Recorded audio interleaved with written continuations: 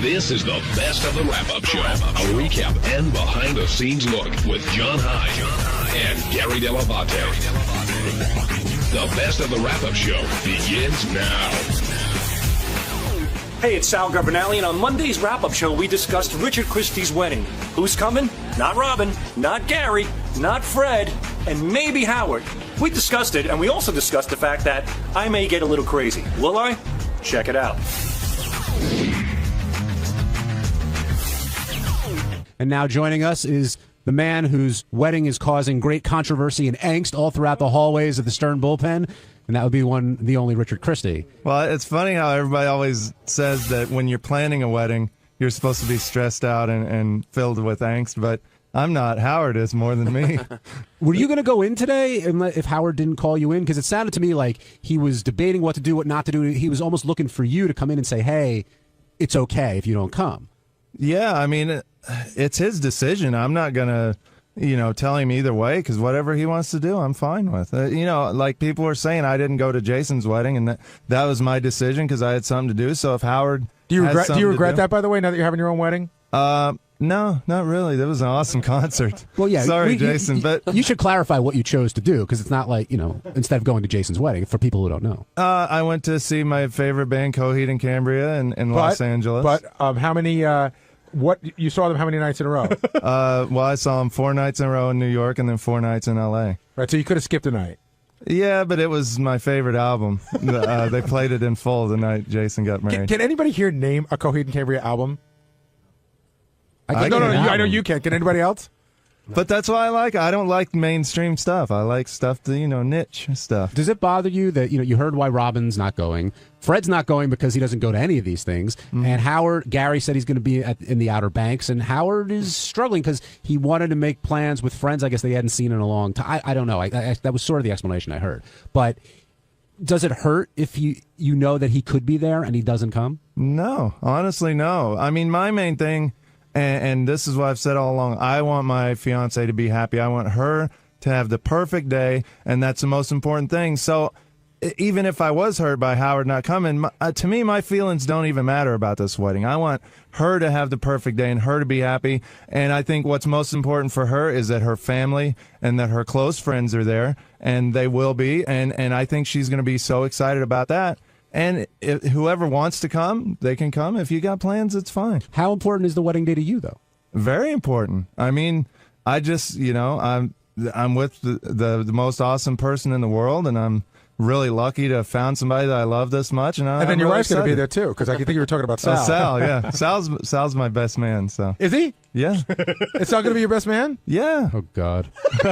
Fuck off, John. Are there going to be any hijinks at all? We're going to take your dick out at the wedding? No, I won't. That's where the ring is. No balls are coming out. No Captain Sacks. See, I'm surprised because you do What? No Captain Sacks at the wedding? Because you'll do that at people's weddings who don't want that to happen. Richard, I'm guessing, gives you the all clear. Well, in the past, when I have done that at weddings, it wasn't deliberate. I get really drunk and things happen. I love at Billy Mira's wedding when you climbed up his wife's dress, and you were singing real dirty Bon Jovi. What did you sing at Billy Mira's wedding? Living on a prayer. I think I want to fuck your pubic hair or something like that. I don't know. Come in your pubic hair. I just grabbed the microphone. The guy, you know how the DJ goes around with the mic, and everybody's singing along the lines like, "Oh, living on a prayer." And I grabbed it. I looked at Brian like, "I want to come in your pubic hair," and and there was like an 8-year-old kid on the dance floor, and the mother grabbed the kid by the sides of his ears to cup him and dragged him away.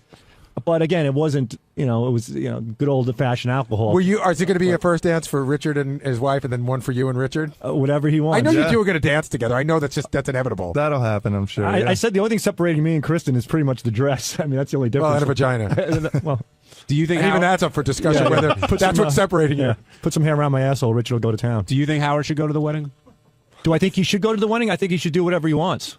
But if he's miserable, by all means, no. If you're miserable, nobody wants somebody miserable there. And he's made it clear that he's going to be miserable. So if Howard's going to be happy with his friends away, by all means, I suggest he does that. I've been to weddings that I didn't want to be at, and all you do is stir your coffee, listen to some shitty music, and you can't wait to get the hell out of there. But are there things that you go to that you don't want to do, but you know that it's the right thing to do? Yeah, home every day, pretty much.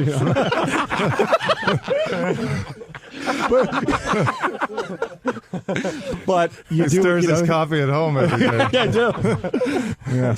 But don't you I'm gonna drop think? cyanide in But in somebody's those cup one day. when you're in those situations, don't you sort of make the best of it? You typically like You do make the best. Look, there's a difference between doing something and not making people aware, but Howard has made it perfectly clear that he doesn't want to do this and that he's going to be miserable. The fact that he's stated that already, I think it's acceptable for him not to go because he's made it clear. But he's being honest. He's at the point now, I think, he's going to be miserable either way. He's Right. going to be miserable if he goes. Not miserable, but you know what I mean. He's like, why do I have to do this? Why do I have to do this? But if he doesn't, he's going to be like feeling all guilty and like I should be there. But he shouldn't feel guilty because it's we don't feel bad about it. My fiance, I mean, honestly though, my fiance gets stressed about this because when Howard kind of makes fun of our wedding and she gets really bummed out about it. So it probably is better if he decides not to go because I don't want her to be stressed out that he's here. That he's at the wedding. Does it matter to Kristen? Like, is she at all like, oh, it's embarrassing if he doesn't come, or is that no big deal? No, that's not a big deal at all. No, she wants, the people that want to be there. And unfortunately, I think if Howard's there, my fiance is going to be worried the whole time that Howard's having a miserable time. And I don't want my fiance to worry about that. I want her to have the greatest day of her life. So you're going to take the dinner and the gift? He doesn't have to do the dinner. I can tell that's another thing he doesn't want to do. Do you get insulted when he says, "I'll take you and your former intern fiance to dinner"? No, not at all. I thought that was a bit of a dig, right? Well, that and I forgot what he said. I forgot how he described you as well. Contest winner. Contest winner. Right. That was Robin brought that up. I've been dug at 1,000 times on this show, so no, digs don't bother me anymore. But he doesn't have to do the dinner. The gift would be great. I got to be honest. Shoot us a number that works for you. Did you have a number in your head when you were in there? I really don't because 10 grand, Richard.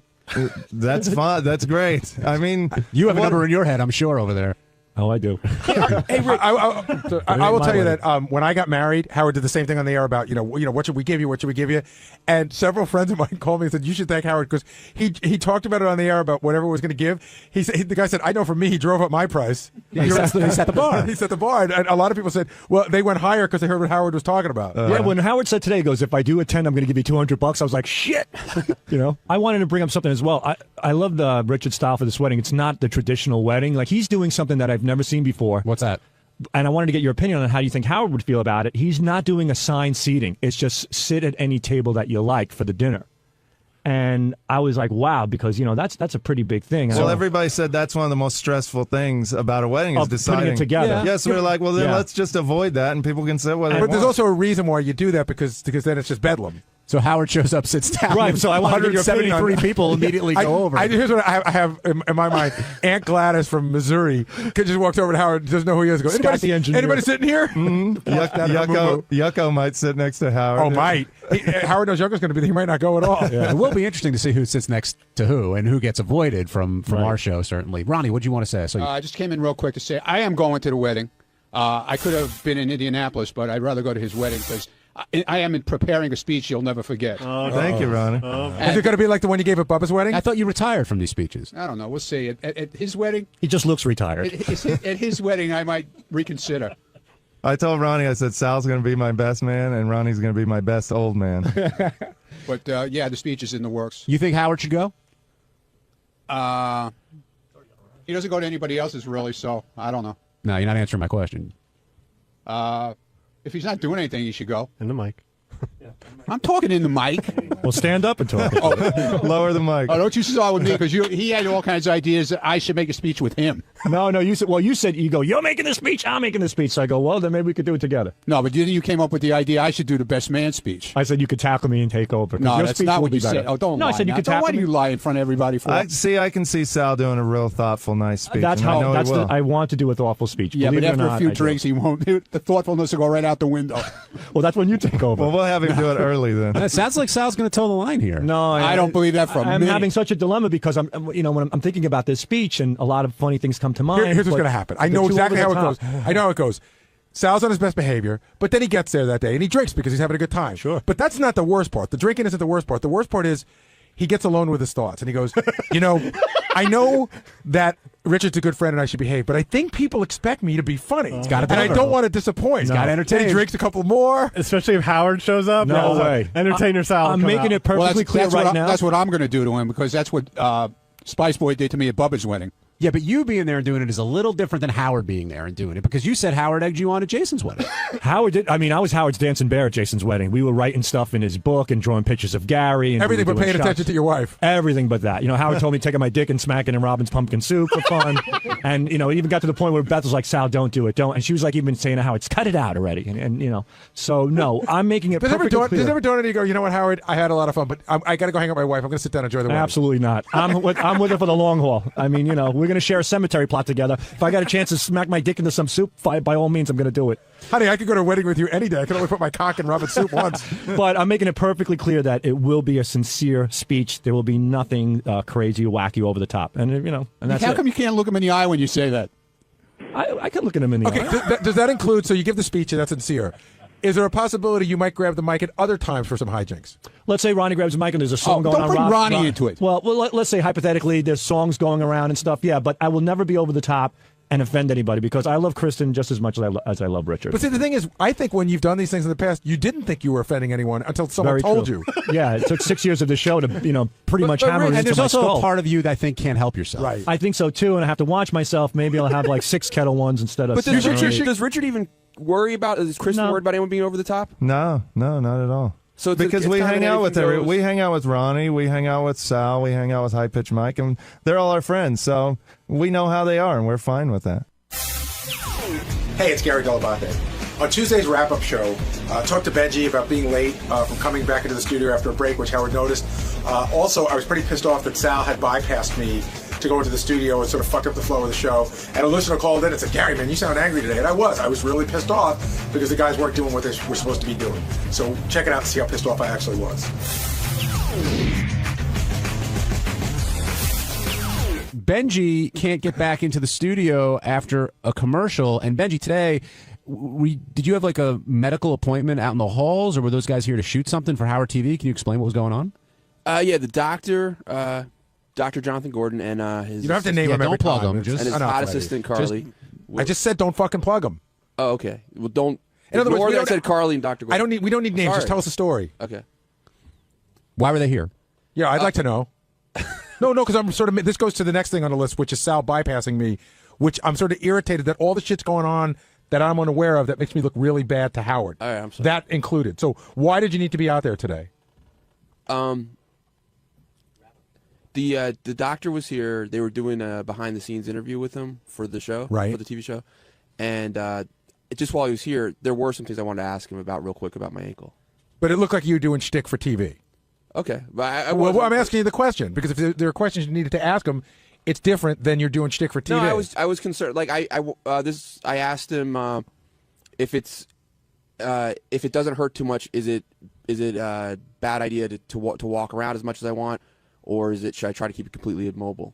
Did you invite them up during the show purposely, hoping that maybe there'd be some? I thought they would have fun up here. Right, but why don't you tell me that? Invite them up? What are you talking about? I'm asking. I don't know. It was Howard TV invited them up? I guess so. Yeah. So you didn't know he was going to be here?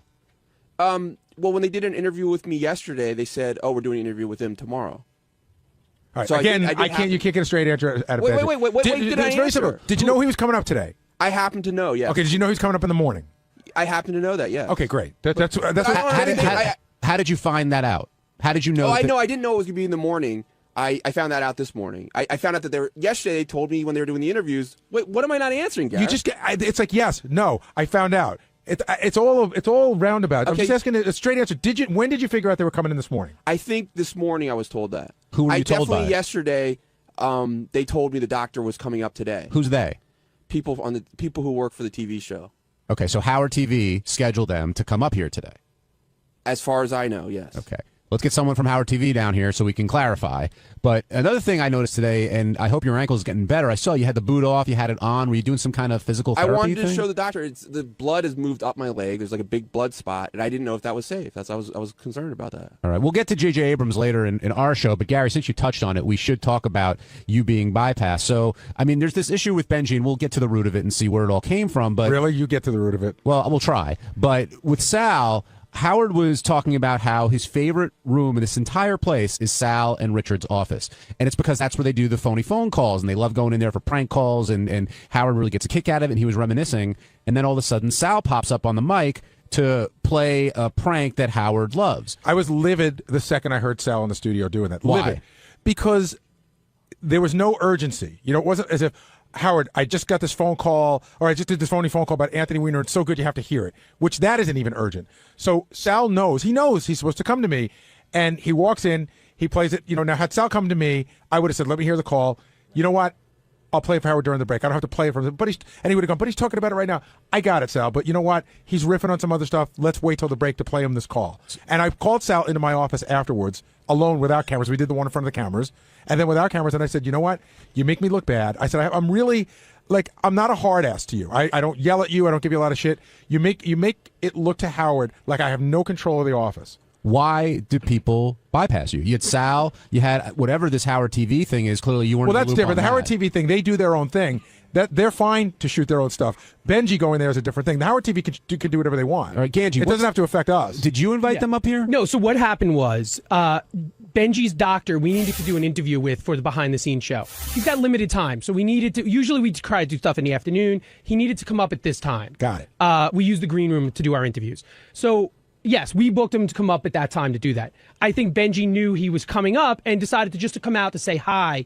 And then what happened was the doctor's like, you know, Benji had a question about his ankle. Then the doctor starts going, okay, let me see it. And he kind of did like a little bit of an exam in the green room. So I think that's what took Benji so long to get back. So I think it was like, I don't think Benji had that intent. Right. I think the doctor was like, let me see it. And Benji probably was like, oh, okay, let me show you. And then they were talking so the door opens and all Howard knows is that Benji's doctor's out there and he thinks the whole thing is a big bunch of shtick. Right. He doesn't know what's going on. Because Benji didn't explain it that way. And I would also like to know when people are coming up during the show as well. In other words, if you're guys shooting a thing with a doctor and I got, say, J.J. Abrams in the green room across the hall, I'd like to know what's going on so it doesn't look bad to our guests. Right, okay. I mean, I assumed you were CC'd and looped in on that. Well, why would you assume that? I just assumed you were. I wish I was. Okay, all right. All right, so that explains that. And though when Howard started the show again and saw Benji's chair was empty without knowing the reason why, he was pissed. I mean, he was really pissed. And Benji, you just said, sorry, I'll be there the next time. Right. And hopefully that's what's going to happen. Now with Sal, this has happened before on the show. Not just Sal, but other people have sort of gone. I mean, the rule is if you want to go into the studio, let Gary know. And I'd say, you know who's a great example of that? Who is literally the perfect person is Ronnie. Ronnie always comes to me, sticks his head and goes, he's talking about this. Can I go in? And I almost always say yes, and sometimes I don't. But Ronnie always asks. Yeah, and it's rare that you say no, or if you do say no, you give a legitimate reason why. Yeah, and I, by the way, which I don't have to, but sometimes I'll be like, I think we're moving off that topic. And listen, Howard trusts me to keep the flow of the show of what's going outside in the office. So having known this, Sal, why did you go in? Did you just feel like Howard was on a roll and you wanted to compliment it? What were you thinking? I just used poor judgment. I really did. But what were you thinking? Like, were you thinking that the call was so good no, apparently that you had to get it to him? Apparently I wasn't thinking enough because I should have stopped by your office. And 99% of the time, unless Howard calls me in, I do go to Gary. In this case, I don't know. He was talking about the prank calls, the prank call room, and then he was talking about his prank calls as Fart Man. And we had a particular prank call that I thought would be real good. Now, I should have went to either Gary, which wouldn't have been a problem, or simply went to Will. 99% of the time, when Howard's discussing something, I just put up a note. I give Will the media and put up the note. I don't know why that I did it. I felt like maybe because we were somewhat of the topic of the conversation, it would be okay, but apparently it wasn't, and I do apologize to Gary. Is it fair, Sal, saying 99% of the time he does come to you? No, because it's 100% of the time. That's the rule. Yeah, it's 100%. No, I understand that he's apologizing, but he knows better. I definitely I made the wrong call, and I got my ass chewed out for it, deservingly so. I mean, Howard gave me a nice beating as well. Well, Howard didn't love the call that you brought in there. That was the other problem. Yeah, and that's the thing. And by the way, if it had gone well, I'd have the same conversation with you. I really would. If Howard loved the call, I'd be like, you got to run that by me because it could have gone horribly wrong. That's right. As far as the call's concerned, what baffled me about the call itself, I mean, this is completely aside from Gary getting to the call. We've played that call numerous times. I even have documents of the call being played and comments being made about the particular call.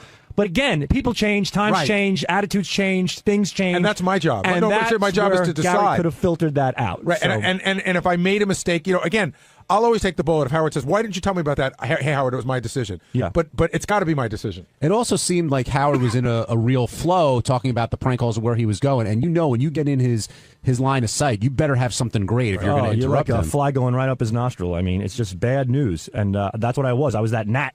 And he whacked me pretty good. I walked out with my tail between my legs. Biggs in Boston, welcome to the Wrap-Up Show. Hey, what's up? Hey, Gary, you seem very fucking angry today, man. I am. I am angry because the Sal thing coupled with the Benji thing makes it look to Howard like I can't control the office. So I am angry. Yeah, it's I'm a big fan. It's almost uncomfortable. Yeah, well, you know what? But I'm dealing with stuff like, listen, have you ever Howard didn't chew me out, by the way. I'm putting this on me.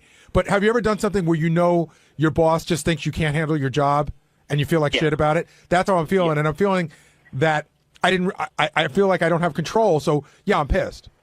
Obviously it makes for great radio. I just haven't seen you like that, or heard you, I should say, like this in I don't even know when. I can't even say the last time that you've been off this angry. Well, I'll be better in the second half today, I promise. On Wednesday's wrap-up show, we had a girl in here earlier in the day who was smelling her armpits. So when we got on the wrap-up show, we started smelling armpits. And Gary smelled like onions, Benji smelled like asshole, and then I smelled like the greatest ever because I was wearing my Mama deodorant. So check it out and see what it's all about. Over to Claire Sinclair, the Playmate of the Year. And she came in, she's dating Hef's son, she's sort of, all involved. But to me, things got crazy when the armpit smelling began. Now, I guess her theory was that she said that she could see, I guess, if she'd be interested in a guy, where it would go by smelling armpits. And the people the contestants were Gary, Benji, Ronnie, Howard, JD, Tim Sabian, and who am I forgetting? Was Ganji in there? No, it wasn't Ganji. There was one other person in there. I forgot. Richard. Oh, Richard Christie. How could I forget that? And her use of adjectives, I thought, were quite interesting. JD started, and you figured, who knows where it was going to go with JD, and he did okay. But then Howard went next, and she described Howard as odorless. A ghost. And Howard seemed flattered by that at first until she said, and that has zero appeal. You're some kind of weirdo. Right. I thought he was really taken aback by that. Yeah, anybody is when you're on the shit end. This is how I played it. She said I had an onion smell, and the only thing I could think of is I leaned in so hard on her that my mouth was near her mouth, but I haven't eaten onions in weeks, so I don't know what that was. But I'm going to go, Howard was a weirdo, and Benji smelled like an asshole. Yeah, what was so that I'm about? the best of the worst. Well, yeah, in my mind. Being oniony. Yes. Yeah. But wait. Was it musty? Richard was musty, But she And seemed gross. No, she said musty and gross. Tim was very 80s. Old Spice. Old Spice. That was so funny that Tim was old. But Ronnie came off as what, Ronnie? What'd you say? Mambo Man! And a little bit of B.O. But she liked that, I guess, because it was natural smelling. That's what she was saying. B.O. Like, I think what she said about Howard, that's what I would want to go for. I would love to be odorless, and I don't know why that's. I don't know why she thinks odorless is weird, but I think that's I think you don't want to smell too much like deodorant. You want to smell like B.O. Are you happy with the way you were assessed in there? Does it make a difference? Right. Yeah. How does it make a difference? Well, it affected Howard. What she had said. It didn't affect. I mean, it affected me at the time. It was like, oh, cool. I'm one of the cool guys in the contest now. You know what I'm saying? But as far as anything else, what the fuck do I get out of it? It's very unscientific. You know what I mean? I'm not going to go home and go, oh my God, how can I scrub the onion off my armpit? Were you upset the way she described you as assholey? Nah, it's cool. I actually think I smell really good today. But I haven't. I ate like tons of like garlic and shit. I saw you when we first came. I was like the first one to come in the studio, and then they hadn't picked you to be one of the guys until the end. Yeah. And I saw Benji sitting over in the seat, and he had his arms up in the end. He was smelling under his armpits. I like the way it to see what he smelled like. Garrett, check me out. No. Come on. No. I'll check you out. Can I check you out? I don't want you. I'm so curious now. Aren't you curious to smell Gary's armpit? Like, you want to see if he smells oniony? Garrett, I won't bullshit. Okay. I just. You can smell my armpit, but I'm not smelling yours. Okay. Thanks. I mean, Be honest, Benji. How does it smell? Yeah, Benji. swear on my life, it's a slightly pleasant smell. Swear on my life, but I don't know if both arms smell like that. Well, that's the one I gave. I use tiny bit. I use deodorant every morning. Tiny bit sweet. So where would the oniony be coming from? I don't know. I like his smell. Maybe I like onions. Wait, smell my breath. Seriously. Okay.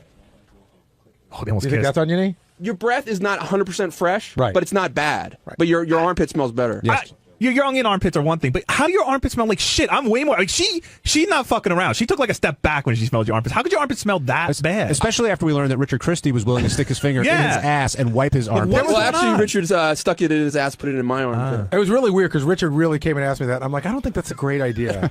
That surprised you that he asked you that? Well, the other thing too, he goes, yeah, because I could get a rash on my arm. I go, what about her?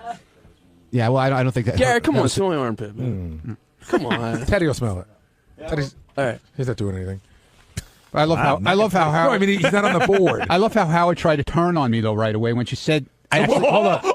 So what's Teddy's face? Teddy, what's going on? Smells like my 70-year-old uncle. No, what's going on? He smells like what? B.O. He smells like an Italian hero.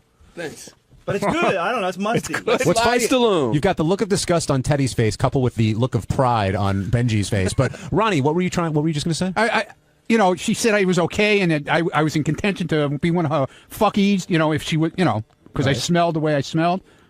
But then Howard tried to turn on me right away. Like, no, she didn't. She said she smelled musty and old, and like right away he was like trying to turn it around on because actually I got something positive said. Well, I don't think it was you. I think he was just trying to move it. I just think he was trying to move the needle in his direction. By the way, do you guys exactly? That's what I mean. Do you guys have deodorant on today? I do. I do. I don't. Well, I have Mambo deodorant on, dude. Well, seriously, they make Mambo yes, deodorant? They do. Yes, they do. Is that you buy it in a store? Or you're mixing it at home? No. It's a roll-on. It's a roll-on deodorant that if I don't think you can buy it separate. If you buy like a gift pack, like say you go to Macy's, that's the throw-in, and you buy a gift pack. It's a throw-in. So do you have like whole kit? Do you have gallons of Mambo for those little roll-on things? No, I don't use them all. Are you a spokesperson for Mambo? I wish I was. Stockholder? I should be. I don't think they make it anymore. Yeah, didn't right? we find out it closed down? No, they didn't. No, it's made by Claiborne. Okay, number one. It's not on the market in stores anymore, but you can buy it online, or you can sometimes like if you go to TJ Maxx, like one of those shithole places, they have it. Sometimes they'll buy like a truckload probably, right, and they'll sell it. You know, do you, I think like Ronnie might get it from Mexico. You know what I mean? Like Gray Market. Listen, does it make you think when you can't find it in stores that there's something? No. You can still buy it online at like all of these perfume supply places and all this nonsense. That's where I get it from. And it's shithole places, to quote you. Whatever. I mean, TJ Maxx. I mean, you know, they buy stuff in quantity and they put it up for sale real cheap. Did you start with the Mambo perfume and then got the deodorant, or did you get them all at once? No, the first time I got Mambo, I got it as a gift, a long time ago. Just a bottle, okay? Then I really liked it. I had been in the store and I saw they had like a gift set where it comes with Mambo cologne, Mambo aftershave, Mambo deodorant, and Mambo after shower gel. Or Mambo shower gel. What about Mambo bar soap? No, Mambo shower gel. See, my weekend deodorant is Mambo. Okay. My during the week deodorant is Gillette. Why? Because it lasts longer. I noticed that the Mambo doesn't last as long. When did you realize that? Because when I started to stink. So Gillette during the week, Mambo on the weekends. Will had told me it was a possibility that I might be in there to get my armpits. So you prepared. So I put the Mambo on. The Ronnie sense. And I got it down in my car. I got a little travel one. Like when I go to India this week to do the Rick's thing, I'll take that and put it in my travel bag because it's small. Was the travel size Mambo part of the gift pack? Yes. Okay. So on weekends, but sometimes in the gift pack they give you a large one, and sometimes they give you a small one. Do you buy these gift packs for yourself? But they don't have the gift packs anymore. You can't get gift packs. But did you used to buy the gift packs? No, for yourself? I got them as gifts. I understand that, but because people knew I liked Mambo. Like my son would buy it for me, say for Father's Day. My wife would buy it for me for my birthday. You know, I mean, no disrespect to Mambo, but I had never heard of the brand until you mentioned it on the show a few years ago. Oh, it used to be in the stores all the time. So when you put on the cologne, let's do Gillette during the week before we do Mambo on the weekend. Where do you put it? Do you spray all over? No. We're talking about the cologne, not the deodorant. Okay, so deodorant, you just armpits and that's it. Yeah, okay. what do you think? I roll it on now, my what body? About, I don't know. What about the cologne? That would be the cologne goes on my neck. Just on your neck. That's it. A drop, a splash. How does it work? During the week here, at work, so it's not too crazy. Right. 2 sprays. Do you do it like a chitch? But weekends? At Indy? Yeah. At Rick's? Yeah. Half a bottle, probably. No, but I spray up a lot more. Get that horse smell. Hey, because they love it, man. Benji, did you see the dancer chicks? They love it. I'm telling you. Did you I see get more compliments about that shit? Go ahead, Jason. Come on. Go ahead. Benji, did you say you didn't wear deodorant today? Nah. Do you normally not wear deodorant? Sometimes I do. Look, what? What is that about? Well, clearly you smell I need to good. get some more Tom shit because I don't like to use the chemical-y shit. Yeah, but listen, you're a sweaty guy. Thanks. You are, and then you sweat, and we're like, why wouldn't you wear deodorant? That's like almost like not brushing your teeth. No, I brush my teeth. No, but I understand what Jason's saying. I usually wear deodorant. I didn't today. Oh, well, you just said you usually don't. I knew we were doing the thing today. Yeah, but I thought that was the weirdest thing ever with that girl today. A 20-year-old girl trying to figure out how she's going to fuck a guy by smelling his armpits. That's a lot of studies say, like, I always thought we should do this on the show. I actually pitched one that, like, a lot of women can identify their husbands by the smell of their shirts. Like, you could give them, like, 20 shirts, and they could tell you which one was their husband. Mine smells like Mambo.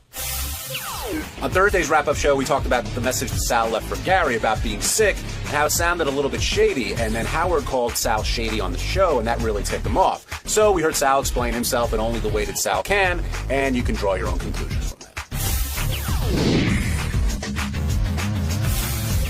Sal, glad you're here and feeling better. Shady Sal. You've got a big. My name is. You've got a big gig coming up, right?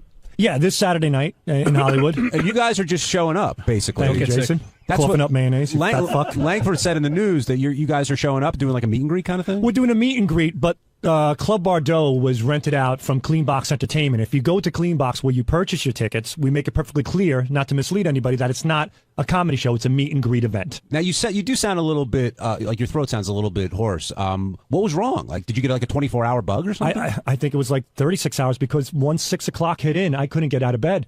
And I told my wife, I said, look, I should call Gary now at 7 o'clock. And she says, just barrel through it. You're going to be fine in the morning. That's her way of saying, please don't stay home in the morning. Exactly. I said, well, I'd like to give Gary a head start just to make him aware of it. And what I was going to do is call Gary and say, look, if you don't see me in the morning, I'm still in bad shape. And she says, you're going to be in fine shape. Just take a shower in the morning. You'll be fine.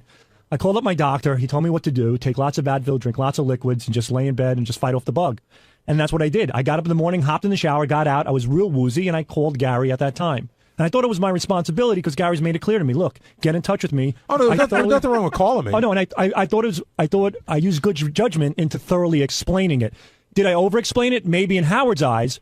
But Gary, as my boss, I think I had to do the right thing. But the funny thing is, what really pisses me off is that when I got off the phone in the afternoon, my wife came by. She goes, the way I heard you in the morning, you explained every single solitary move. She goes, it sounded so like you rehearsed it almost.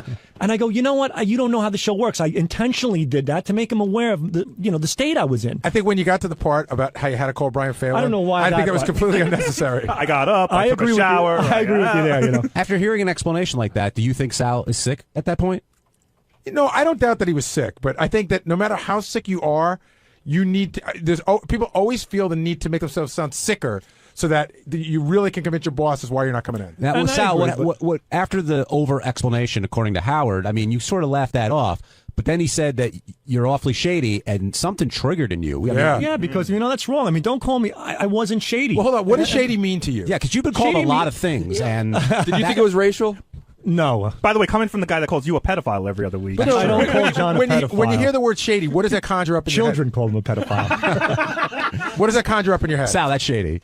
It sure is, and I'm proud of it. I just thought it was like swarthy would be a good word. So you did think it was racial? No, swarthy's not a word. What's so funny, Gary? But you think so shady, you don't like him referring to your skin color. My skin, Gary, what the fuck is so fun? Write that down. Did I say something wrong? No, you're perfect. I thought, it was just like, let's go back. Like shady, like a slimy scumbag, somebody, a manipulator. That's how I take shady. I mean, you can't, and I'm like. But if he would have said you're an asshole, would you have gotten just as angry? No, probably There's something not. about shady that just got you. Yeah, it's like that word gets under your skin. Who's called you shady in your life, Sal? Nobody really has, but. Shady's, call me an asshole, call me a scumbag, whatever you want. Howard does it all the time. He says it all the time. But Shady, he's implying that I deliberately lied. You're calling me a liar in this case. And that hurt. And it wasn't the case. And I think he knows more than anybody else. I certainly love being here. And that's why I made the effort to get up and get the fuck out of my house. Well, after hearing that message, though, and the way you did it, it did come across as shady. It came across that way out of respect to Gary because I thoroughly explained what I should be doing. Because one time I did not come in. I sent an email, and Gary made it perfectly clear. Listen, you call me up, you make me aware. And I did that. And did I overdo it? Yes, I did overdo it. I didn't ask you to over-explain. One time you just didn't call me. I didn't. I didn't say call me and over-explain. I just said you got to let me know when you're going to be sick. You just called Phelan, I think. You sent Phelan No, a text you called an message. intern. I called John Hine. You called an intern, and you told an intern to tell me you weren't coming in. I want to just know what's going on. Well, I assumed it was my responsibility to thoroughly explain it to you. And, you can't foul me for doing something where I was thoroughly explaining. No, I was just Gary, mad at you. It just sounded funny. Well, if Gary, I know you're not mad. If Gary hadn't told you to do it that way, what would your phone call have been? Like, how would you? I would never. To me, it's shady to go, "Hey, Gary, I'm sick. Goodbye." Like what? That just sounds odd. I just wanted to thoroughly explain to him what happened. This never would have happened if I didn't listen to my fucking wife, and I would have called Gary at 7 o'clock. Everything would have been fine. So this is your wife's fault. Oh yeah. In this case, it is. You know what I'm getting? But what I'm really getting out of this whole thing is there's two people who don't want to be in the same house together so badly. You said this morning, I wanted to come in more than life. I didn't want to be home, and she doesn't want you to. She doesn't want you to stay. It's the craziest thing. Didn't you have that story? And then I'm laying in bed, and she has all her goddamn shows on TiVo. Well, didn't she she says she's busy all day? I'm watching Nate fucking Berkus. I'm ready to blow my brains Well, out. did she make you sleep in a different I part? never even heard of Nate Berkus. She's got I don't know who that is. It's Oprah's little protege I like guy, him. I like some him, actually. fashion designer weirdo. Who is he? Nate Berkus. What does he do? I know everything about this fucking Tell guy. me. He does. He designs furniture. He did clothing. How to set up your house. The only thing he's missing is a twat. This guy. So how does Oprah treat him? How does Oprah treat him? Yeah, like well, I how- said, where the fuck did this guy come from? My wife goes, this is Oprah's guy. You know, Oprah, like Dr. Oz was discovered by Oprah. This guy is the Dr. Oz of furniture and frilly shit. And so I'm watching this Nate Berkus stuff. Do you think this Nate Berkus guy is going to succeed, Oprah? He is successful. He's No, why? tremendously- What did Oprah tap him? What is he? Who the fuck knows what he is? He's a male Martha Stewart. That's what he is. He's a male Martha Stewart.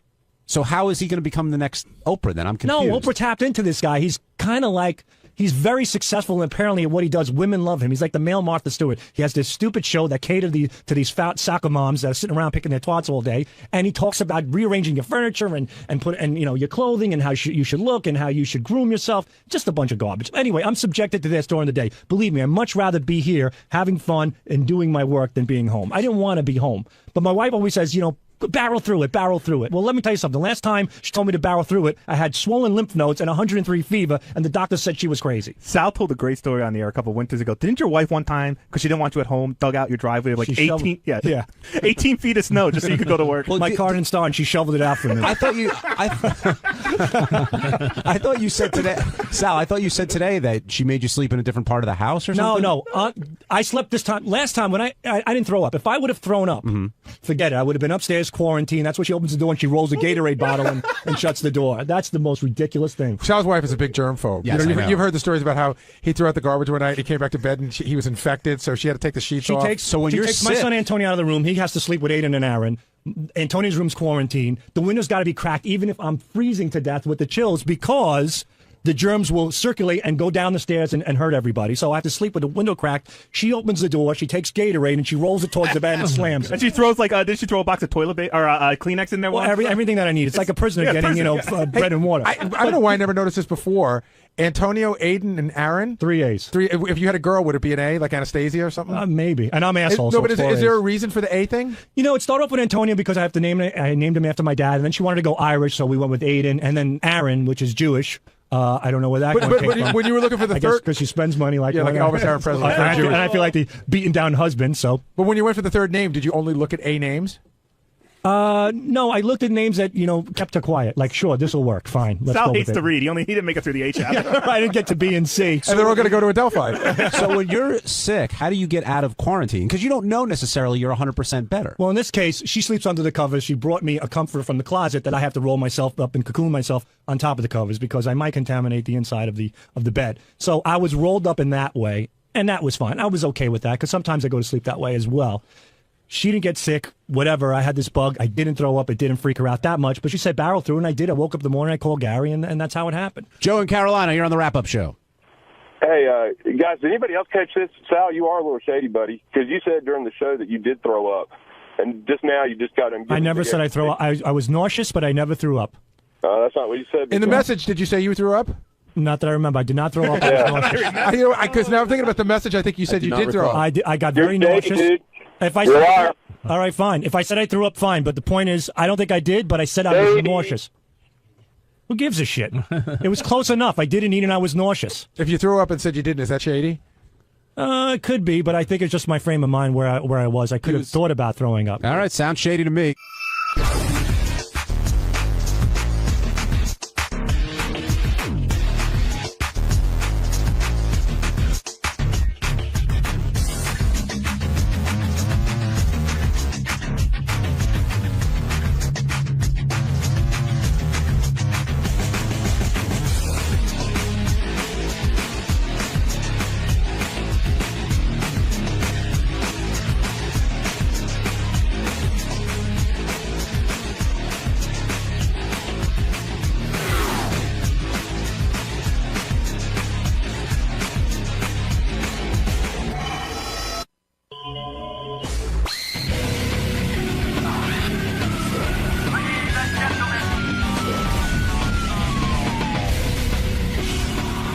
Mark, you're on the air. Hey now. Hey now. Hey, can you put JD in control of the programming on Howard 101? I don't know who the fuck is doing it, but is doing a horrible fucking job. Tim's the program director. Tim, can we have him in for a little sit down and see what the fuck he's thinking about the programming? What don't you? Well, I mean, you interrupt the fucking programming with this Abe and Louie, whatever the fuck his name is, and then he decides, or you decide to pull off Big Black Show. I mean, we didn't pull off Big Black Show. Those guys won't come on because they didn't get paid for some reason. Sirius has people on a 60-day plan for paying them. I'm on the 60-year plan. We found out, but whatever. All right. I mean, Tim, you want to come in and defend who? Abe was on last night. Well, a lot of people said to us on 101, can you put on some live shows? So we put on Big Black. Well, they'll be back, those guys, as soon as they get paid. By the way, though, if they stop working, does the 60-day cycle stop at a certain point? I don't. You're asking the wrong guy. Because they might have to go through this again. Hey, Timmy. Good morning. What do you say, man? Black on Black is on tonight at 8 o'clock for 2 hours. There you go. You see, you were bitching about Tim, and now it's that. Here we go. Go ahead. What else? And then on the Abe Cannon show is somebody we're just trying to develop new talent and look for new things out there. And Abe's pretty funny. Yeah, so we're trying stuff. Especially the guy that they got on there with the deep voice, right, Tim? What's his name? Bass. What Bass? Bass. I like him. I don't know. I listened to the show. It sounded like a retarded version of The View. Oh. Well. I mean, what can I tell you? All right, so then you tune over to 100 and listen to our replay. Exactly. Right, I mean, what about Sal and Richard? They got enough material to fill a fucking time slot. You want to hear Sal and Richard? We'll give them a show. Please. All right. I guarantee there'll be complaints about that. Right? You give Sal and Richard whatever a show. you do. Whatever you do, someone's going to complain about it. Hey, by the way, yes, sir. You got to learn how to spell, bro. What did I spell? What is the word? First of all, a couple of things. Well, first of all, let me tell you. No. This is okay. you. Here, hold on a second. Here, listen to me. Okay, go ahead. Okay. You got to get it together. When there's a word you don't know, don't put it in an email.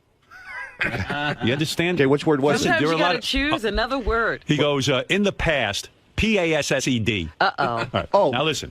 No, because spell check. No, Seriously. that is. PAST is a word. I know. It's not spell check. But literally, I'm going to show you something. Past and past are two words that are... I know, but when you're typing on an iPhone and you're typing away, and it's like my spell check. Right, sure. Okay, listen to me. And spell check won't catch that because past is spelled correctly. And how do you spell whirlwind? Whirlwind? Yeah, go ahead, spell it. WORLDWIND. Okay, now listen to me. Whirlwind. Oh, I'm sorry. What? Huh? Go, what? Yeah, okay. You listen. Don't use the word whirlwind. Okay. What did I use he that? put whirlwind in anyway? He does. Oh.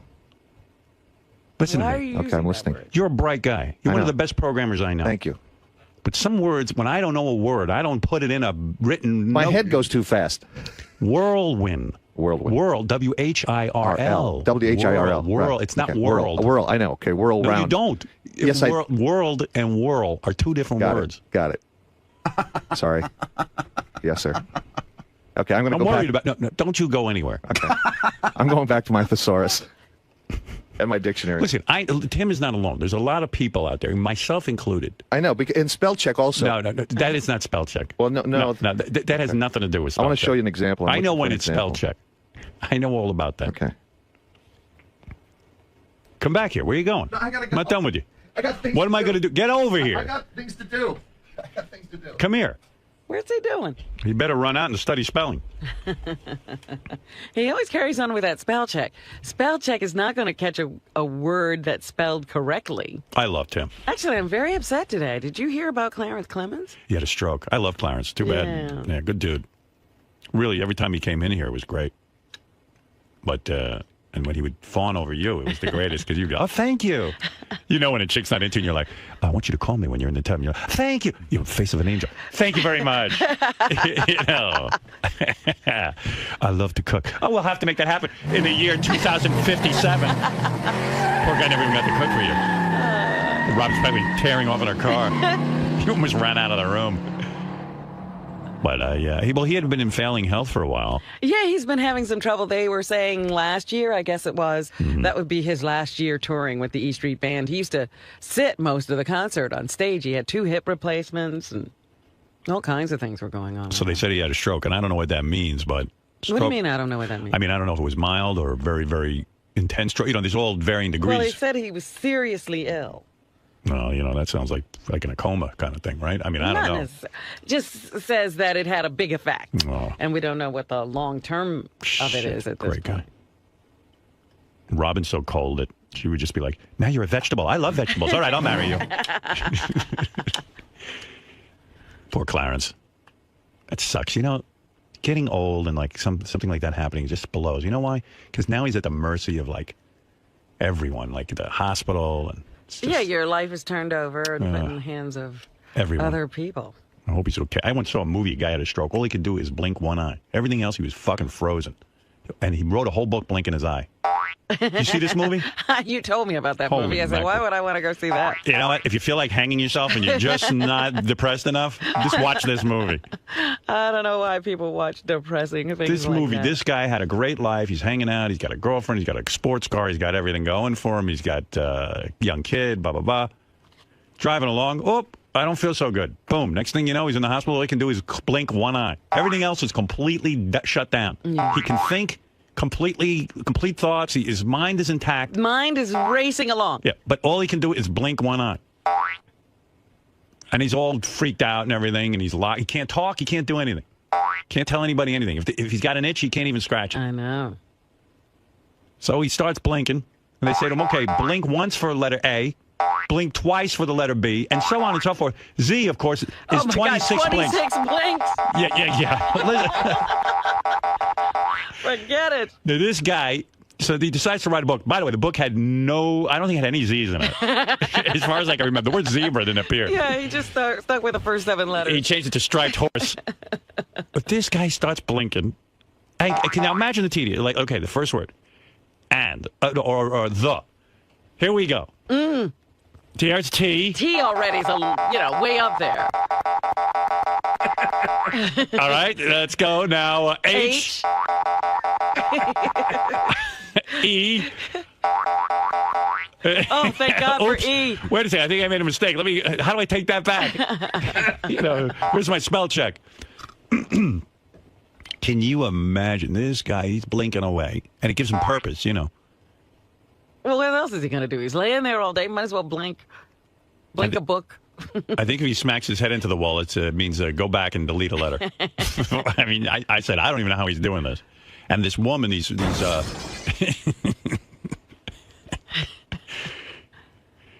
even with the blinking, he spelled better than Tim. We have a couple of notorious bad spellers. Who else is a bad speller around here, Gary? Well, Sal's pretty bad. Sal's the worst. Yeah. Tim could beat him in a spelling bee. And Steve Brandano could... oh, no kidding. Yeah. Where did Steve go to college? UMass Amherst. Yeah, that's got to be an easy school then. Sal says he's smarter than Tim. No, Tim could beat you. No way. Sal, you're the worst speller I've ever seen. Not a chance in hell, buddy. Yeah? Why do you always say you're smart? Because I am. Oh, you always run into trouble with that. Trouble. Trouble. Nice. NICE. Oh, wow. Forensic. Robin. SHUTUP. Forensic. Forensic. FORENSIC. I think that might be right. It is. Whenever Tim's ready, I'll do it. Whirlwind. WORLD. Oh. Whirlwind. WHIRLWIND. He just heard you do that. Yeah. No. I think it's whirlwind. No, it's with a D. Whirlwind. It's wind with a D. Yeah, A wind whirlwind. whirls. I don't know, but I would avoid that in an email. Like, I know I'm not clear on that one. I know whirl, WHIRL, but I wasn't sure if it's win or win. So, you know what I do? I go, fast, F-A-S-T. I know that word. You read my books, there's no big words in them. Because what the hell? Where am I going to come up with a big word? Why bother? Why bother? I have a very limited vocabulary, and I stick to it. That's it. Why would I try words I don't know, especially in email? All right, we'll have a spelling bee between Sal, Steve Brandano, and Tim. Winner gets to keep his job. Sal, rendezvous. He's probably not there. Rendezvous would throw him right over the edge. That's a hard word. Here he comes. Come on, Sal. If he gets Sal's going to spell rendezvous? He gets rendezvous, then he doesn't even have to be in the spelling bee. Rendezvous. RENDEVOUS. Where are you shaking? Because I want to get this right. Sal's actually, Howard, he's shaking. I'm all right. He's shaking because he's in a bad marriage. You didn't even get marriage. CUNT. Oh, wow. Oh, boy. Only kidding. Yeah, no, you're not. Marriage. I'm F-U-C-K-E-D. All right. Would you be shocked to find out there's a Z in rendezvous? I put a Z in there. No, you didn't. No, you put an S. Yeah, R-E-N-D-E-V-O-U-Z-E. No. All right, here's an easy one. Scissors. S-C-I-S-S-O-R-S. Very good. Thank you, pal. Rhythm. Rhythm. R-Y. Rhythm. R-H-Y-T-H-M. Wait, rhythm. R-H-Y-T-H-M. R-H-Y-T-H-M. All right. Final answer. All right. That's wrong. No, it isn't. No, he had it right. Isn't there an N at the end of rhythm? No. No. Rich jackass? R-H-Y-T-H-M. Where's an N? Rhythm and... Fucking... Gary, you're going in the spelling bee, not Sal. Gary's looking for a computer that will somehow find an N at the end of rhythm. Doesn't exist. Gary, what are you thinking? Rhythm with an N. I could swear. We had a music teacher who used to make us learn how to spell, and I could swear there was a rhythm. That's why he's the music teacher, not the English teacher. Idiot. G-A-R-Y. Loser. S-A-L. Did Sal ever spell rendezvous right? Yes. No, he put an E. He put an E after the Z. All right. What about you got the word judgment? Judgment's easy. J-U-D-G-E. Oh, wait. J-U-D-G-E-M-E-N-T. Nice. A lot of people don't put the E in. Bureau? That you can't get. Bureau. B-U-R-E-A-U. Awesome. I think he got judgment wrong. No, J-U-D-G. G-E-M-E-N-T. I'm going to double check with the dictionary. I went to a misspelled words place, and they leave the E out. Yeah, it's J-U-D-G-M-E-N-T. There's no E? Judge. I think you leave the E out. You know what? It's both ways. Yeah. either way. I spell it with an E. I spell it with an E. Yeah. All right, Sal. No spelling bee for you. Oh, they're arguing with each other. Hey, Sal. Give you one last one. He's got to fight. We got to get one funny one out of him. Kernel, but like the kernel of corn. K-E-R-N-E-L. Well, right. Colonel is, as in Colonel Sanders, is with a C, right? Yeah. It's like colonel if you pronounce it. Go ahead, let me hear you spell it. C-O-L-O-N-E-L.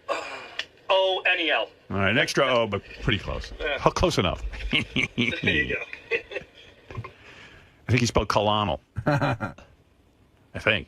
I'm not sure what he spelled. You held your own before with that little spelling throwdown, if you will. Absolutely. Are you tired of being mislabeled as the dumb guy, as the fall guy for all the, history knowledge and spelling and grammar and things like that? Look, I don't know much about geography. Just didn't care for it. I'm not a pilot. I was making pizza as a kid. That's all I cared about. And as far as history is concerned, it's in the past. I don't remember the last shit I took. And that's how I look at that. But it doesn't mean that I am not intelligent. I'm able to spell. I could spell things. As a matter of fact, I spelled so well that I even beat him. What do you mean? Well, when I spelled the rhythm, Gary thought there was an N in it. Are you fucking kidding me? I mean, that is stupid. That right there is stupid. An N in rhythm? R-M-T-N-H-Y-N, boy. Rhythm. You know why I think it's rhythm? Because the way his tongue rolls over his teeth, he hears an N. It's rhythm, boy. Rhythm. So. But oftentimes that's Gary's failsafe, is that when you're ripping on him for maybe some incompetency that's happened during the process of the show, he always goes to your brain power, your IQ, your alleged stupidity. And he has a 122, and I had whatever I had. It was decent, I'm sure. But I even beat him in the spelling. Twice, as a matter of fact. There was another one, too. No, you got it wrong, but I got it right. So, yeah, I'm pretty good with my spelling. I'm pretty confident about that. Does it fire you up a little bit when you're the constant fall guy for these types of games? No, I mean, who wants to be reminded, oh, you know what, here's a situation where we need a retard, call Sal. That doesn't really fire me up, but it was a good opportunity for me to prove that I can indeed spell. I can do a lot of things. Things that you don't know about. Things that you'll be hearing about. I can change the world, my friend. I believe you. One letter at a time. You just got to get in that rhythm. R-M-T-Y-T-H-N. Rhythm. Rhythm, ball.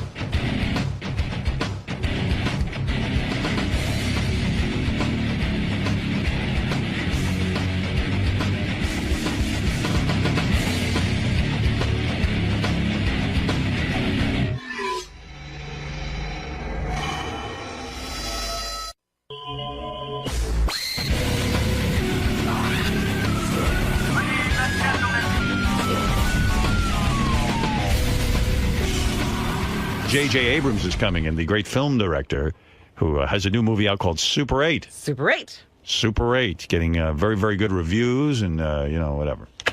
When is he coming in? Around 8-ish. Okay. Something like that. We'll talk to him. His wife's very attractive. I met her out in L.A. She came over to Jimmy's house, and we had dinner.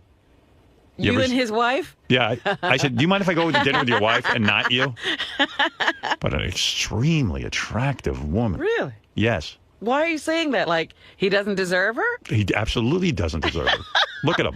What are you talking about? JJ's not a real good-looking guy. He knows But it. he's very talented. Yeah, well, That doesn't make up for it? Sure it does. Look at me. Look who I'm married to. Come on. Sure, I understand that. But, JJ hanging out with Spielberg. Yeah, I think he must like Spielberg. Yeah, well. I think he must have been It's gotta a be big fan Sure. growing up. Who wasn't? It's got to be pretty amazing when... But, I mean, as a filmmaker, Yeah. as a kid who wanted to make films, this was someone he admired and wanted to emulate. Yeah, like in my life, going into radio, there was no one really I could look up to or hang out with because I'm better than everyone else. Like JJ, it's great. He has Spielberg because Yeah. Spielberg's a genius. There were no radio geniuses. Well, who would I hang out with? 𝗂𝗵𝗲? You would I collaborate with him? Hey, now come on in here, young man. Let's see, help you out. What do you want to do? Well, I was looking to get into radio. I was wondering, radio's great for you. We started out 𝗂𝗵𝗲, started out in America, then had to move over to Bahamas, do some Bahamian radio. Then one great day, I met up with great man, Bob F.X. Schumann. Now, let me tell you something, 𝗂𝗵𝗲 was doing okay. WABC, Scott Muni, Harry Harrison, Ron Lundy, all those. Then, and then I'd be like, I'm getting out of radio. If this is what it is, if I got to fucking hang out with a maniac like this. Imagine if I went to one of my mentors. Who would be my mentor? Bernard Meltzer? The only guy who was any good when I was growing up was Bob Grant. That's it. I don't think he was looking to hang out with me. And then Bob Schumann, and then what else you want to know? This guy loves to hear himself talk. But, for JJ, it's great. He's a filmmaker, and he gets to hang out with Steven Spielberg. I'm pretty sure he goes over his house for dinner and everything. Well, I can't imagine what it's like when you first get to meet Spielberg and he admires your work. That must be amazing. JJ dropped a big load in his pants. Is that what happened? Yeah, right. It was embarrassing. Big stain in his pants. Oh, Mr. Spielberg. But it must be something. Because Spielberg, like one of the greatest filmmakers ever, and all of a sudden you're at his house and you're hanging out with him and he wants He's producing your movies. Yeah. So tell me about yourself, JJ. Tell me how great I am, and tell me which of my films inspired you most. Oh, Mr. Spielberg, excuse this giant load in my pants. Excuse the stench. I just shit and I dropped a seminal load in my pants. That's all right, JJ. I'm so used to it. This has seen the first time the guy who directed The Godfather came over here. He dropped a load. The guy who directed That's The right. Godfather? Francis Ford Coppola. Even he was taken with me. No, but it must be great to be like a filmmaker, and then suddenly Spielberg gives you that. Yeah. In fact, with Super 8... It's like an anointing. What I heard is Spielberg just heard the title Super 8, and he bought the film. Well, he did that when he was a kid. He made those Super 8 films, so he completely got it, I'm sure. Yeah. But to me, filmmaking or anything, it's about the chicks, and JJ scored himself a real humdinger. Very sexy woman. I was having dinner. I was looking her over. I had a little private conversation going with her. Really? Yeah. If I was single, I definitely would. You would take his wife? Absolutely, I would. And I bet you I could, too. I'm good at that. I'm good at taking other people's women. Oh, my goodness. I love it. I'm a despicable human being. Something I enjoy doing. Must have been something about me as a child where I want to get between my parents. Is that an edible thing that's still going on? Yes. So any powerful man you want to I want to take his away. woman? I want to take his woman. Yep. Very edible. And edible. So there it is. But very terrific. And we will see JJ in here in just a few minutes. And we'll talk with him and we'll find out how great his life is. Hey, good morning, JJ. Hey, how are you? Welcome back. Great to be back. How's it going? Pretty good, you? Not too bad, not too bad. What have you been up to? A lot of walking backwards. Am I following you? Yes, please. It's been my life. Really? For a long Can you time. do this without even looking? Yeah, it's really pretty crazy. Oh, now you see. Now you're going It's forward. a skill that's yeah. I don't know if the skill can really translate into other aspects of my life. But Have you thought about becoming a Steadicam operator? That's true. They're bigger than that camera, though. I know I'd have to adjust to the weight, but Where should I go? anywhere you'd like. I'm good here. So Super 8. Your Yes, new sir. movie. And of course, you come back and talk to Howard. I mean, you're a huge fan of this show. I am? I remember you being a big fan when it Of came course out. I am. No, I love the show. You kidding me? It's my favorite thing. So you're well I always ask to be on the show. How's it going? They don't put me on the show. I'm like, what about Howard? And they're like, all right, if you want to do Howard. I'm like, what do you mean if I want to do Howard? I'm in New York. What else am I going to do here? So I'm always happy to be back. J.J. Abrams is here. The guy's a big-time movie director. I just saw him out there. Yeah? Did you audition? No, There's J.J. I don't know why he hasn't created an alias for me. Jennifer Garner. J.J. Abrams. Big shot. Big shot. Go ahead, man. Big shot. Go over there. What? You acting like you don't know what to do? I've never sat here before. You haven't? No, I'm always You on did. the show. No, I didn't. I did? Yes. You sat on a couch. I always remember just standing right there. I get so scared when I'm here. I don't even know where I don't know where I'm sitting. I don't know where I'm standing. What are you nervous about? After all your success, why are you nervous? I don't know. I'm not. Now I'm much more comfortable. Are you nervous on a movie set when you start a new movie? Sometimes. Yeah? Yeah, he shit his pants when he made Super 8. No, there are times when, like on Star Trek, where I was what the hell are we doing? I was like on this huge set, and I thought this is. Do you really know what Crazy. you're Fucking doing? disaster. No, but do you really know what you're doing in the sense? Okay, you dream up the script and everything, but when it are you like a photographer? Do you understand visual? I mean, special effects movies and stuff. You want the answer? 'Cause Yeah. But the thing is, it's sort of just interrupt me the second it's boring. So interrupt me now. Okay, go ahead. You get there and you think, well, I think I know what I want. And then you get there and you realize that you don't really know, and you want to figure it out. So then you start to look, and sometimes you go, "There's no way to do this. That's good," and you throw away everything you thought it was going to be. And there are times, and you can't show people that you're freaked out. You got to kind of look like the director. Everyone's looking at you. But If you you're can't freaked out, do everyone's freaked out. you can't do the other jobs on the set. No, of course. But and hold luckily, on. I'm working with some great people. But there are On a times, big budget film, yeah, you walk in and you're shooting about a half a page a day. Well, you can do a few pages a day sometimes. All right, but okay, let's say you're shooting a page a day, but it's more like a half a page a day. You got to have something in mind when you go in there and shoot it. Yes. Okay, so you go in, and then it's a scene that involves like a train derailing off it's a big special effect. Right. Don't you have to call in some guy who knows what he's doing? Like, because you can't possibly know how to do all that stuff. Now, here's the thing. As someone who grew up, the sort of, film geek kid who loved that stuff, I was always reading about how that stuff was done. So I know enough that I can talk to those guys and say, here's how I want to do that. And then most of the time they'll say, well, what about this? And they'll propose something I wouldn't have thought of, which is great. But, even in Super 8 with the train crash, I didn't storyboard the train crash. I wanted to kind of go there and figure it out. And I knew we could figure that out. What do you mean figure out? Figure out what angle it's going to be shot at? Yeah, I mean, the certain things you have to plan and previs and do little cartoon versions of the scene so that everyone knows what the hell's going on. Mhm. Like what they're going to build and what we're going to do on green screen, what we're going to do live action and real. Right. And so you do that. But on some scenes, like the train crash, I knew it was going to be kids running and train cars flying and explosions. So I talked to the special effects guys and said, look, here's where I want to do explosions. Here's where I want the kids to be so they're safe. And then this is where we're going to figure out what the angles are going to be. And a lot of it, honestly, for the train crash was kind of seat of my pants figuring out what was going to happen on the day. And then what do you do? Do you shoot it from every angle? Do you shoot the kids running from every angle so that when you get into the... Yeah, how many times do you crash this train? Well, the kids, these were kids who had never, a couple of them had never been on the set of anything, and this was like a dream for them. They were just running through explosions. They were like having the time of their lives. Did you audition these kids? Oh, yeah, like crazy. And some of them were first-time actors? Yeah, two of them had never been on the set of anything. The first week, the main kid looked at the script. When you make revisions of the script, there are those little asterisks on the sides of on the side of the script that show you where the revisions are. And the kid the first week looked at the script. He's like, "Are these stars for decoration?" You like that? I thought it was fantastic, but I also thought, holy shit, this kid doesn't know anything. He's never done any of this before. So you had auditioned him, right? Oh yeah, and he was really great and naturally, sort of easygoing and talented, and he could do stuff. But he didn't know. Do the mothers come on the set with these kids? Yeah, they're all fucking annoying, right?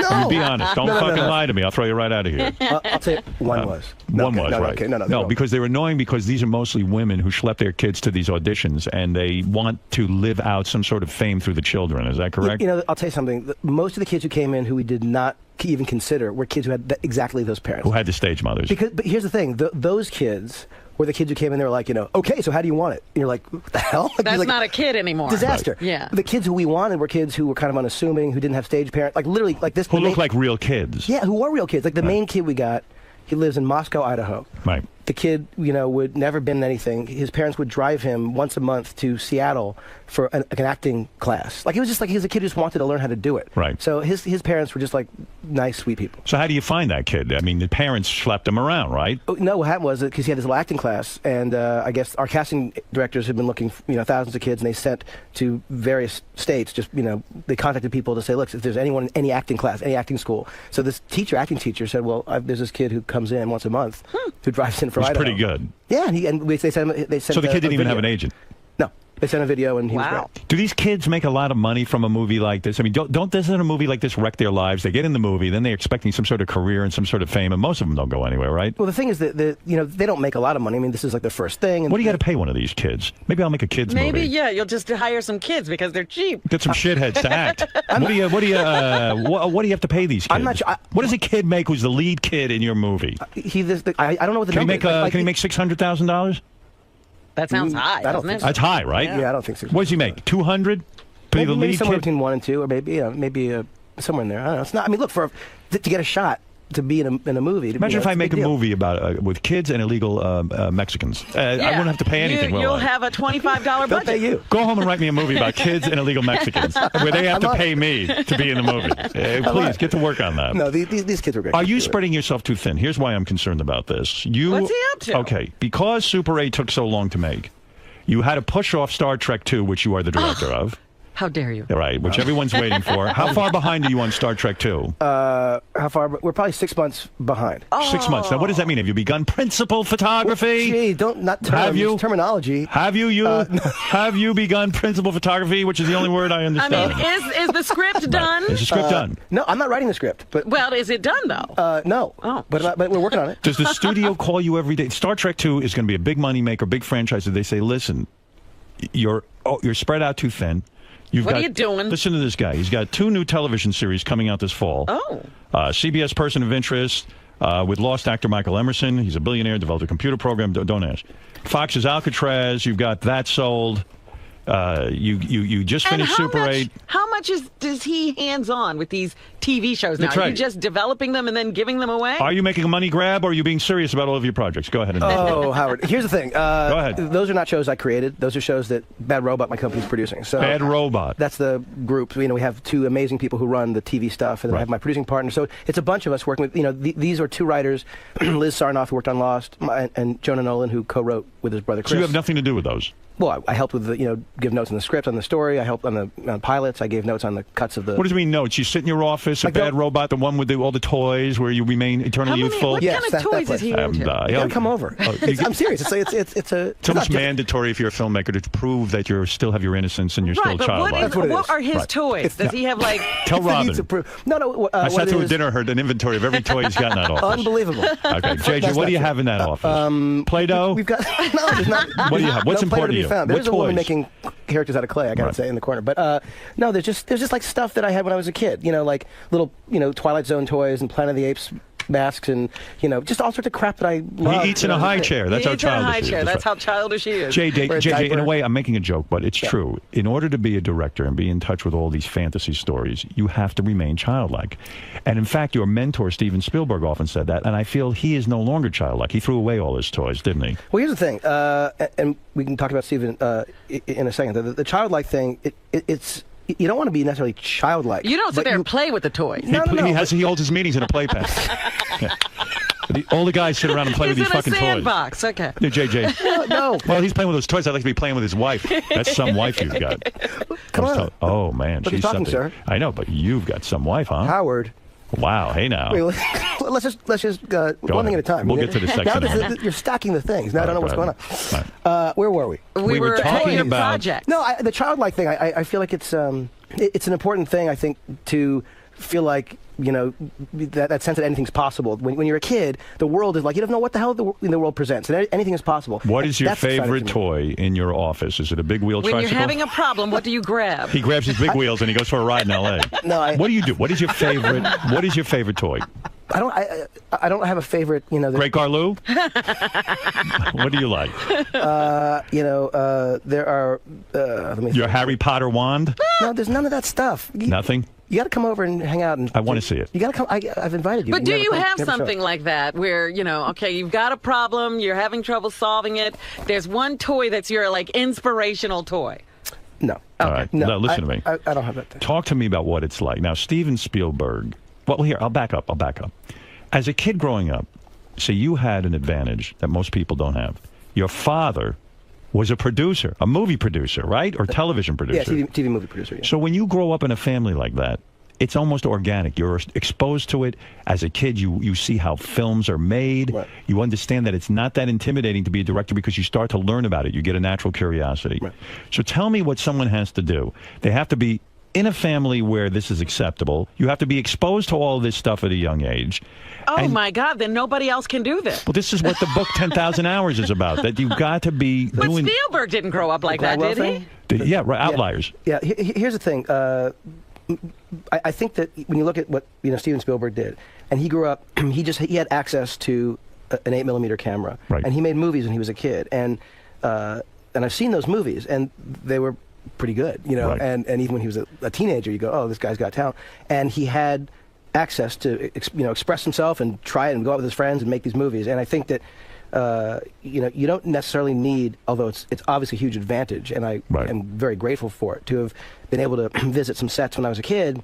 The greatest one was my dad had an office at Paramount Studios, and I got to know the guards. Whenever I have a day off in school, I'd go with him, and I'd go and I'd watch them rehearse like Happy Days in Laverne and Shirley and Mork and Mindy, and it was like I'd sit in the bleachers, empty bleachers. What was your them. dad's job though? Did he work on those shows? No, he produced TV movies. Remember they used to have TV movies all the time? And that was like what movies did he make? TV movie of the week? Yeah, he did a lot of he did like the greatest one was Ski Lift to Death.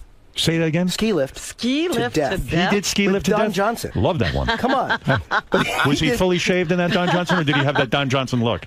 He was fully shaved. Right. Yeah. So was your father a huge success at this, or was he? Let's say. He TV movies are not frequently made anymore, but he's still doing it. Did he write them? No, he would produce them. Produce them. So he worked. He was actually one of the biggest TV movie producers. Is your dad still alive? Yeah. You've outstripped him in every single way. You've surpassed him in every single way. Does he come to you for work? Yeah. How hard does that make you when your dad comes to you for work? No, he's still doing his own stuff. He's still like in the Hallmark Channel. He's doing TV movies now. Does he tell you that he's proud of you? Is he? Oh yeah, no. He's incredibly When you were growing up, did he treat you like you were a little shit? And a little of that earlier would have been nice. Yeah, right. Exactly. When you were young, and you'd say, "Dad, I want to make movies." He'd say, "Shut up, you fucking moron." No, he wasn't like your dad, but he wasn't like that. No, Did he yell at you for having a dream? How dare you dream? Did he destroy your dreams every chance he got and tell you that you were nothing and you could never be an announcer? Wait a minute, it's come so easily. That's but he would honestly try and dissuade me from being in the business because he felt like it was impossible. Like he was the luckiest guy to have gotten to do it, right? And there's no way you're going to succeed and be happy, and I'm always going to come to him for money the rest of his life, and all, Right. So it's like, how about do anything else? When was it you knew in your career that you had not only made it as a director, writer, producer, but I mean, where you could go to your father and finally say to him, "Listen, old man, I am better than you. I've surpassed you. You are nothing." When did you have that moment? When did I have that moment? Yeah. You are nothing. You're nothing. You're compared to me, you're a fly. Wait, so what did I say to him? Yeah, you said compared to me, you're a fly. I believe you said. When did you have that knowledge, that awareness that you were successful? What happened? It was it's ridiculous. It was very lucky. Was it after Felicity? No, honestly, what happened was I was in college, my senior year of college, and I was lucky enough to actually sell a treatment that I wrote with someone to the Disney company. What was that treatment? It was for a movie that was made called Taking Care of Business with Jim Belushi and Charles Grodin. I see. Yeah. You wrote that with them in mind? I wrote that with them in mind. Yeah. No, I did not write with them in mind. But Joe Mazurski and I wrote that, and we sold that. And then you ended up with Charles Grodin. Well, he's a great actor. He is. He's fantastic. Right. And Belushi's a good man, so okay. It was all good. How did that work out? Was it a success? No. No, it wasn't. All but right. we did the best we could, and it was. Look, I would have taken anything. The fact that we sold anything, that we got to get in the be in the business and be a working writer. Right. It just it was a dream, and that was my senior year of college. So wow. I actually was lucky enough to get to sell something, and I didn't have that typical years of struggling and borrowing money thing that so many. So the second that you sell something like that, then it's off to the races. Do you get a little office at one of these studios and you begin to write? We had a little trailer. Right. On the Disney lot, and it was just the greatest thing in the history of time. And we got a discount to Disneyland. So it was like, what? Come on! At the time, and then what happens? What do you get? Felicity? You sold that series? Then I wrote a script called Regarding Henry and sold that to Paramount. And then that's the one with Harrison Ford. Yeah. I saw that. You wrote that yourself? Yeah. Look at you. That is where Harrison Ford becomes a retard. Am I correct? Yes, the opposite of Charlie. Right. Right? That was the pitch. He was smart and then he got stupid. Is that the pitch? Do you go in and you only get a minute in an executive's office? You walk in and you say, listen, Harrison Ford, good-looking guy, has everything going on, gets hit in the head with a hammer, and he becomes a retard.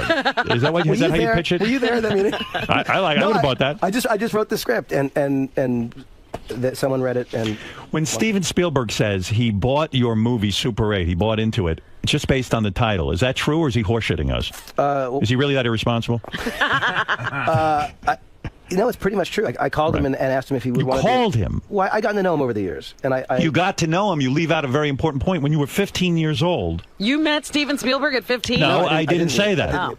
He began editing Steven Spielberg's Super 8 films for his archive. How did you get that job? There was a Super 8 film festival that I was in. I was making all these horrible Super 8 movies, and there was a guy on a public access TV show who had a show that basically was about Super 8 movies.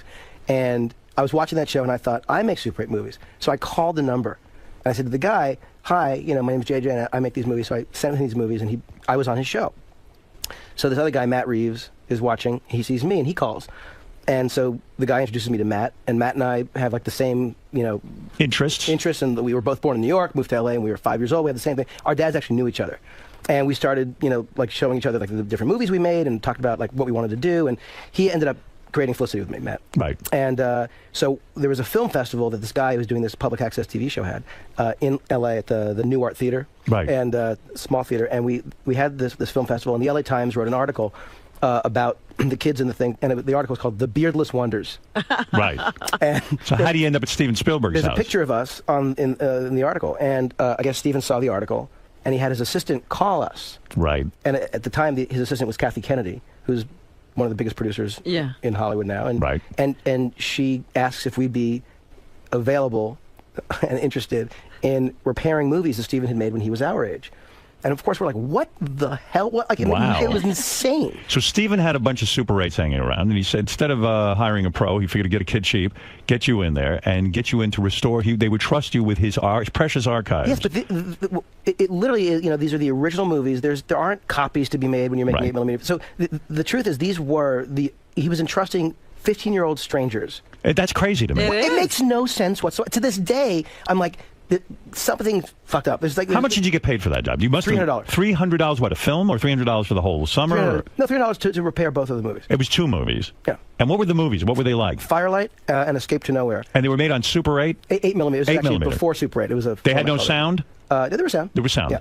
And you repaired them. How long does it take to repair these films? A month and a bit. What do you know about repairing a film? Well, because he knows that these kids would know how to peel off a splice and resplice it. We had to buy regular 8 editing equipment because we didn't have regular 8 editing equipment. Did he come and visit you and give you directives? You never oversaw any of this? Never met him. Wow. You never walked in and said, listen, you little shit, you better just make sure you get this right? He never said that? No, all we were doing was repairing the splices. We weren't being amazing? creative. But it said written and directed by Steve Spielberg. Wow. That was great. I'm like, Matt, we got to steal one frame. Right. He's like, no. I'm like, Matt, one frame. Because I was like, this was... In other words, if you take one frame, you could blow it up and make it into a... I don't know. I just love the idea of written and directed by Steve Spielberg. I thought, we have to steal this. Were you a photographer as a child? No. Do you have a good eye? Do you understand lighting? Do you understand... are you like Spielberg stands around and waits all day for a certain sunset? Is that your thing? Do you know how to look through a lens and really capture the moment? I do now. And I think that, anyone who loves movies has an eye. I mean, we're all trained to kind of understand what we like. So we all have our own aesthetic. But you're more of a writer. Honestly, I've never considered myself a writer, and most people who have seen my writing probably agree. But what do you mean you don't consider yourself a writer? I've always thought of myself as more of a director. But you write all these scripts. No, I understand, and I enjoy doing it. It's fun, but Are you a genius? I mean, most guys can either direct, but you write, you direct, you even compose the music for these shows. But I honestly do none of it great. I do. Did all you the compose stuff. the music for Lost? The main title is One Note. Right. And I won an ASCAP award for it. And I swear to God, every time I've done more than one note, I win nothing. Are you a musician? Do you play any instruments? Yeah, I play piano. You play the piano. So when you compose the openings for Alias, Lost and Fringe, you do that on the piano? Yeah, on the keyboard. So are you a genius? Are you a genius or not? No. What? Are you? Why? Aren't you? Please. Aren't No. you? Have you ever texted a picture of your own penis to a teenage girl? I have not done that. You've never done that? No, there's certain things I have not done. You're not a freak or a weirdo? I don't think I... No, not at all. I see you as a regular guy. Yeah. So let me understand something. How do you become friendly with Steven Spielberg and collaborate on this? Well, I had my first meeting with him in 1989. Jill and I we were like doing meetings with people, and someone set up a meeting for, about a Roger Rabbit sequel. So go and have a meeting with him. And why does he call on you at that point? What had you done? We had sold that script that was getting, like, it was in pre-production at Disney, and I guess I sold, I don't think I sold just that one script. When he summons you, that's, I said in radio, there's no one who could summon me because I'm better than everyone. And you're the guy who summons. That's right. I am Steven Spielberg. Yeah. Right. But for you, your hero must have been Steven Spielberg. Is that weird that there's no one who could summon you? Well, I'm in radio. What does that mean? It's filled with mutants. I mean, what am I going to do? But isn't it weird to be at a place where there is no summoner? Well, yeah, because it's radio. No, it's not. You know. All right, listen to me. Listen to me. Yeah. So Steven Spielberg is, I got to figure, like, to me, he's one of the greatest filmmers, right? Oh my God, he's a hero. So when he gives you a call and says, "I need to meet with you because I'm thinking of a sequel to Roger Rabbit," you got to be beside yourself. Losing my mind, and then. What do you do? Do you shit your pants literally? Well, not literally, but on the way, I remember on the way home, driving home, calling Matt. I had one of those like Wall Street cell phones, those huge cell phones, and I remember calling Matt, driving, losing my shit, just like driving, just freaking out about having met with Steven, and I remember like looking up, and I didn't know where the hell I was. Were you nervous in the I grew up in L.A. I didn't know where. I'd driven to some place. I was like, I had no idea where. Where were you when you get the call? I was nervous. When you get the call, I got to go meet Steven Spielberg. In your office? Well, I remember that, because we sold that thing. I'd gotten an agent through Jill, and they called and they said that, they're looking for writers for Roger Rabbit. We didn't get the job. Right. But you should go in and meet with him. Yeah, so we went in. And when you say we go in, into where? Into his private office? Yes. It was not his private office at the time, but it was at Amblin. Right. Which was his, company, and it was driving through the gates, and you see E.T. on the thing, and you drive through. Is he in there with a bunch of people? Jaws head. Yeah, there were like 3 other people. 3 other people there, and you walk in. Is it like one of those boardrooms with the big tables? Yeah, exactly. And it's all kind of like Adobe style. Uh-huh. So you feel like you're in a really nice... Do you make up your mind ahead of time to call him Steve or Steven? I mean, Mr. Spielberg. Did you call him Mr. Spielberg? What do you do? I'm sure that I called him, Mr. Spielberg, if anything. I probably just sort of avoided the issue. And then he goes, "Oh, no, please, it's Steven. Steven, please." Right? You do an amazing impersonation. Isn't that how he talks a little bit? He's got a little something going on there, right? It's not. What is that? No, I don't know. That's my impression of Steven Spielberg. How many people do an impression of Steven Spielberg? That's actually a good point. That's right. No, it's perfect. So you go in there, and here you are with the great Steven Spielberg, and he asks you questions about this thing, and he doesn't give you the job. But somewhere along the line, for like a movie like Super 8, he taps you. He wants to produce Obviously, your film. He's watching you. Yeah, how does that happen? Well, at the end of the meeting, by the way, I say to him, like 7 years ago, I edited. He's like, "No, I know you edited the movies I made." And he knew that. He knew the whole thing. I couldn't believe it. And so over the years, like I did like 2 weeks worth of like rewrite work on Casper. Right. So there was that. Casper the Friendly Ghost. Yes. Yeah. Nice job. Thanks. And and then I.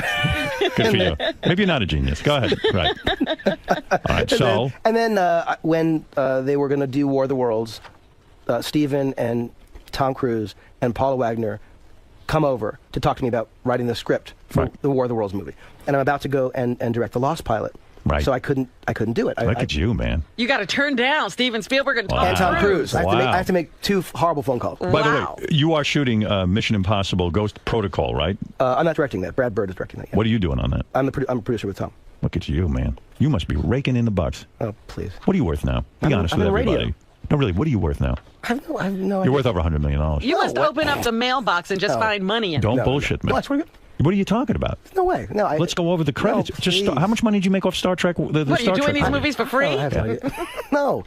You should do your movies for free, like I do. It's all pro bono. It's for the Seriously, people. what do you mean? If you're one of the most successful guys in Hollywood, aren't you? No, I mean, right now. By the way, like everything, there are times when, hey, top of the world, everything's great, and then you're like, oh shit, like something comes out, a TV show or a movie that just doesn't work. Right. And you go, oh, and you just realize it's all just 1 gig away from going. You know what I mean? From going. Oh, come on! I mean, you got. Let me figure this out. What you're worth. I'm gonna go right through your resume right here.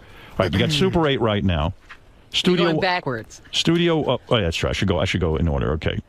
Felicity. I don't know what you made there. Who cares? But you created that, right? Hundreds of millions of dollars. Right. But when you have Lost, with Matt. When you have Lost, I would think that's a huge franchise. You got Fringe, right? Yeah, that's yours. Yeah. You got 2 new ones coming out. You're working on Mission Impossible. You got Star Trek franchise. You forgot regarding Henry. You're forgetting everything. Regarding Henry, you forgot. Regarding Henry was huge. Yeah. I just got to figure you're worth a lot of money. But whatever it is, like the truth is that when a TV show fails, it is heartbreaking, and you do think, oh my God, am I spreading myself way too thin, and is nothing going right? And then when Undercovers failed, right? Big failure. Big failure for you. Failure. What happened? What went wrong? I just fucked up. Honestly, I think that I didn't work on the script enough. What I was trying to do is make. Were you spread too thin? That question again. I could say maybe because it didn't work. If it had worked, I would have said, obviously not. I don't know. Are you a workaholic? I guess I am. Do you spend any time with your children? Oh my God, yeah. You do. What are their names? No. No. The thing is, I take them to school every day and make their lunches and put them to bed at night, and it's not. Sounds exhausting. I don't work on weekends. It's like I'm not like absentee. Are you always daydreaming of stories and storylines? Yeah, it's not that I'm always trying to come up with them, but they're always ideas, and then ones that don't go away are the ones I tend to try and do something with. But do you find yourself when you're in those family situations looking for material? No, but there are times when I'll be, doing stuff, and I do find myself disconnecting sometimes because there's something that either occurs to me or, like anyone. It's like you think, oh shit, I'm worried about that thing, or you're trying to figure out a way to make a scene work that you're editing, and so I always try not to do that because I don't want to be the kind of dad that's present, not there at all. What happens when a story like Super 8 comes into your head? What do? You keep a little book with you? Do you write it down? What happened with Super 8 is I just thought there's a movie called Super 8 that I would go see that has to do with these kids making these movies. I had no idea what the story was, what the genre was. I just thought... You thought of the title first. Well, I thought of the world of it first. I thought, if they're going to probably end up being 6 or 8 kids, Super 8, I just thought there could be something about... It was a concept. It was a concept. Yeah. And I called Steven, With that, you said, Steven, I'm thinking of a movie with these kids who make Super 8 films. That's all I did. And I knew, because I'd edited his movies as a kid, that he had made as a kid, I knew he'd done that. And I called him immediately, which I think even contractually was not legal. Right. Because I had to deal with Paramount, not with Steven. So I called Steve. I didn't even think. Right. And I just called him and said, would you want to produce a movie with me called Super 8? And he said, yes. He got it. He just goes, Super 8, yes. Yeah, that's how it works. But he knew it was like, there was nothing. So it was about like, would you want to figure this out with me? He said yes. You have his personal cell phone number? I do. You do. So you called him on his cell phone number. You're like, do you go over his house for fun? I do. At the time, Look at you, man. You've arrived. But how often you go over to Steven Spielberg's house? As often as he'll let me, because it's actually kind of amazing. He adopted black kids. Does he still have those, or did he get over rid that? of them? He's got a great family. He's got a great family. He's an amazing father. Some of the kids are adopted. Some of the kids are not. Does he still make movies? What do you? Does he direct anything? He's unbelievable. The guy, does he direct movies anymore? Yeah, he's got 2 movies coming out this winter. He's got one's an animated movie he directed, and one is a live action called War Horse, and one's Tintin. And then he's got doing Lincoln, and he's doing this movie called Robopocalypse. He's got 4 movies. I didn't know that. Yeah, it's insane what he's got coming out. Like in the next year. And what do you do at his house? You have a dinner or something? Have you ever slept over there? Why did you need to sleep over? He lives in town. I don't know. Steven, you mind if we sleep here?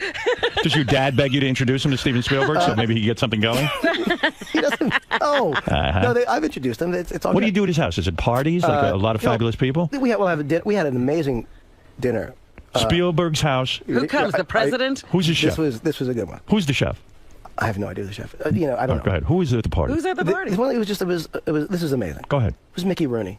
Mickey Rooney. It was unbelievable. I would have left. How did Mickey Rooney get there? It was because I guess he had called Steven. Mickey Rooney goes up to people's doors, knocks on them, and just walks right in. I think it was literally the most amazing, surreal. Because Mickey Rooney was the #1 star back in the 40s or something. But like for decades, like you don't even realize. And I realized. And he told stories. It was almost like the Beatles. Like you think, what the hell? How did they write all these fucking, like every song they wrote? Like Mickey Rooney told stories, that he named Marilyn Monroe, that Mickey Mouse was named after him. Well, who can check? Everybody's dead. Right. But some of these were corroborated. What did he say about Marilyn Monroe? What did Mickey say? But some of these were corroborated. He gave her name.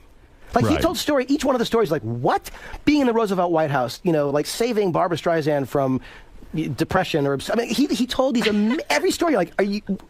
Like you can't be bold enough to make those things up. It was insane. Right. And so the evening was you and Spielberg sitting there chuckling at Mickey Rooney's story. He sung a song at dinner. Right. A Christmas tree song. Right. Unbelievable. Isn't it true? Is this true or false? Mickey Rooney dropped the bomb on Hiroshima. Is that true?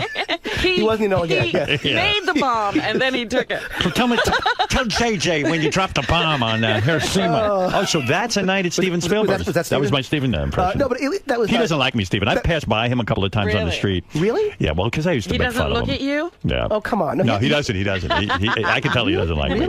Yeah, I'm not going to work on any projects with him. Screw him. You won't be at the Mickey Rooney dinner. So Super 8 was the #1 movie at the box office. The studio wants it to come in at least over $150 million. Does that drive you crazy that you have this financial pressure that you have to come up with ticket buyers and the whole deal on Super 8? It always drives me crazy. You always want to do more. Are you still neurotic, or you don't care anymore?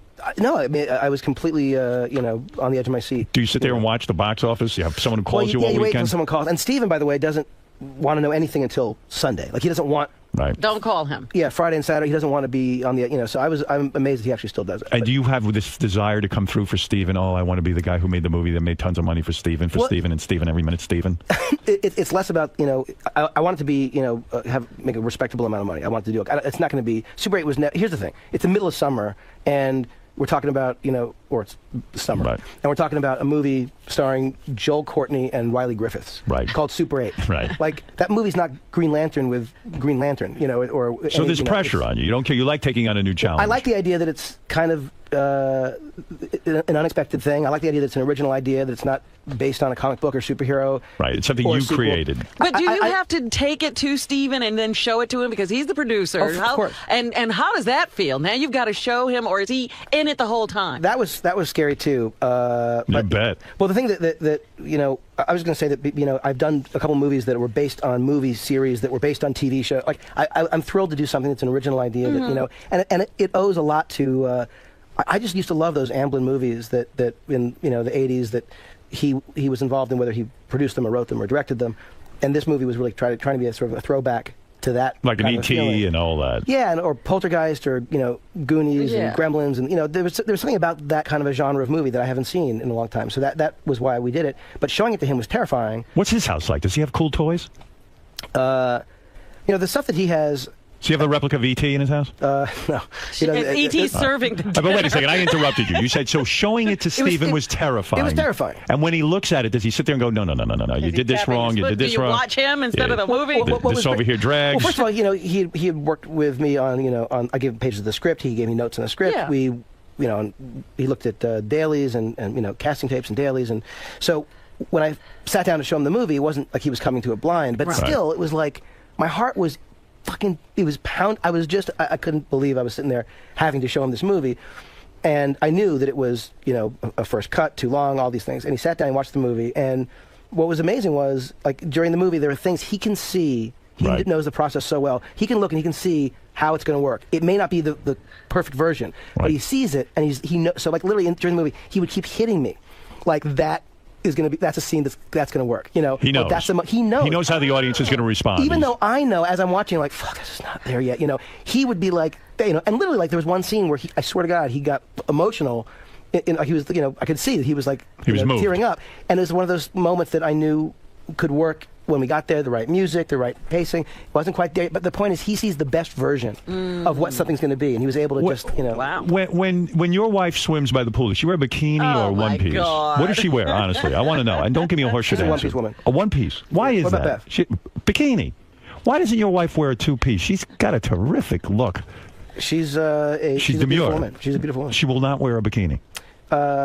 She first of all, she grew up in Maine. I would love to come over to your house on a hot day and sit by the pool with her, if I could. Come to the office, look at the toys, and then come over to the house on a hot day. Yeah, that'd be a fun day. I keep inviting you, and you never show up. Right, listen to me. Yeah. JJ, I wish you so much luck. This is week 2 of Super 8. If you haven't seen it yet, it's a big movie from J.J. Abrams. It's in theaters now. It's a collaboration between him and Steven Spielberg. Wow. That's something else. Good for you, man. What, he's got to go? What else you got? What else are you doing? What is this TV thing? Who even knows who you are? What is this? He's got a TV satellite tour. Oh. TV satellite. Not even Regis. It's not even Regis. Do I have to go? You That's do. what she's saying. Yep. Really? Yeah, you got your people. I know you don't want me here. I just want to stay.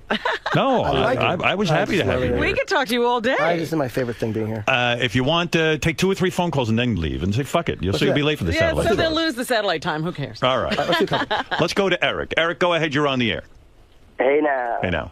Hey, JJ, great movie. I saw Super 8, but come on, man, you guys really fucked up at the end of Lost. End of Lost. Did you fuck up the end of Lost or not? Did you come back for the end of Lost? Here's the thing. I really loved it, but what do I know? I thought it was amazing and incredibly emotional. Right. You were happy with it. What was the island? Yeah, what is the island? Oh, God. Answer it now. It's all over. Get Damon back in there. No. Hold on a second. This guy's right. God bless you, Eric. I put a lot of years in with that show. Yeah. What the fuck is that island? You never answered it. What is it? I want an explanation. Can I ask you a question? Right now. What answer would ever satisfy that question? Like, Gary, lock the doors. You can't leave. Answer a question. Don't give me a double speak. What was the island in Lost? The island was a real place. The island was real, and everything that you saw happen on the island happened. And it was there was a Then what was that black smoke? But how do you describe? The question is, how do you describe magic? You know what I'm saying? There was something. What Damon and Carlton, I think, were doing at the end of the series. Robin, do you understand this? Listen, I was lost. I think the title was appropriate. Do you think JJ knows what the island was? No, he's bullshitting. I think you're full of shit. You don't even know what the island is. But that's the point of it. It was a place where we were never supposed to know. I think I don't think you ever were. But by the way, if you were supposed to know the absolute answer, you would know. So where is it? Why can no one find it if it's a real place? You got to get Damon here and ask him these questions. And what about the smoke? What was that? Didn't you ask Damon these very questions? No. What is the smoke? Just tell me answer that. That's shitty black smoke that happens. What is that? This was the beauty. Is that a being? This was the beauty of my going off and doing Mission Impossible 3. Yeah. Is I left during the first season of Lost to go do that movie and then to do Star Trek. Damon and Carlton were running that show. Okay, so you don't know the answers. The answer to Eric's question is you don't know what the island is. I would not want to answer that question because Damon and Carlton would be able to answer it better. Wow, what a cop-out. So you didn't even ask. What's the matter with you? You didn't bother to ask. But here's the thing. They were working on the show. What am I going to do? Take quickly. Derek, go ahead. J.J. Abrams, his movie is Super 8. It's in theaters now. It's a wild ride. Go see it, baby. Derek, go ahead. Hey, now. Good morning, everybody. JJ, I wanted to ask you real quick, what is your best advice for a young filmmaker to get their first independent feature made? Call Steven Spielberg because... You know what? There is no... I'm going to answer that Can I get his question. number? Derek, I'm going to answer for J.J. There's no advice. Everybody comes to everything on their... If someone said to me, what is your advice for someone getting into radio? I mean, I have a thought on how you could do it, but I think everybody goes their own path. But you certainly can't tell anybody how to become you. No. Which is usually what they're asking. Right, and don't forget, J.J. comes from a family that he was immersed in this as a young man. But can I answer the question? Do you mind? My father was a radio engineer. That must have had something to do with something.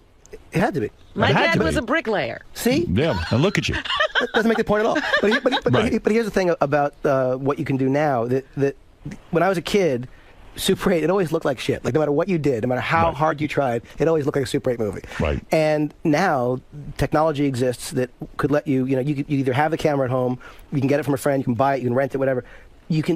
Everyone can get their hands on equipment that actually looks as good as... Yes, but it's the story, isn't it? Of course, isn't that the advice to a real solid advice would be... The advice is to make the movie. Is that now you don't need anyone's opinion, you don't need anyone's permission, all you need to do is go make it. So the advice that you can actually give people now, which I couldn't take when I was a kid... Go make a movie. Go make your movie. If you want to make a movie, make it. I just saw a movie that was shot with a still camera that had a video. The Canon 5D. Yeah, It's you unbelievable. like that. Hire that guy. That's it. Oh, you want one more question? That's it. Let's go to Dan in Philly. Yeah, what's up, Howard?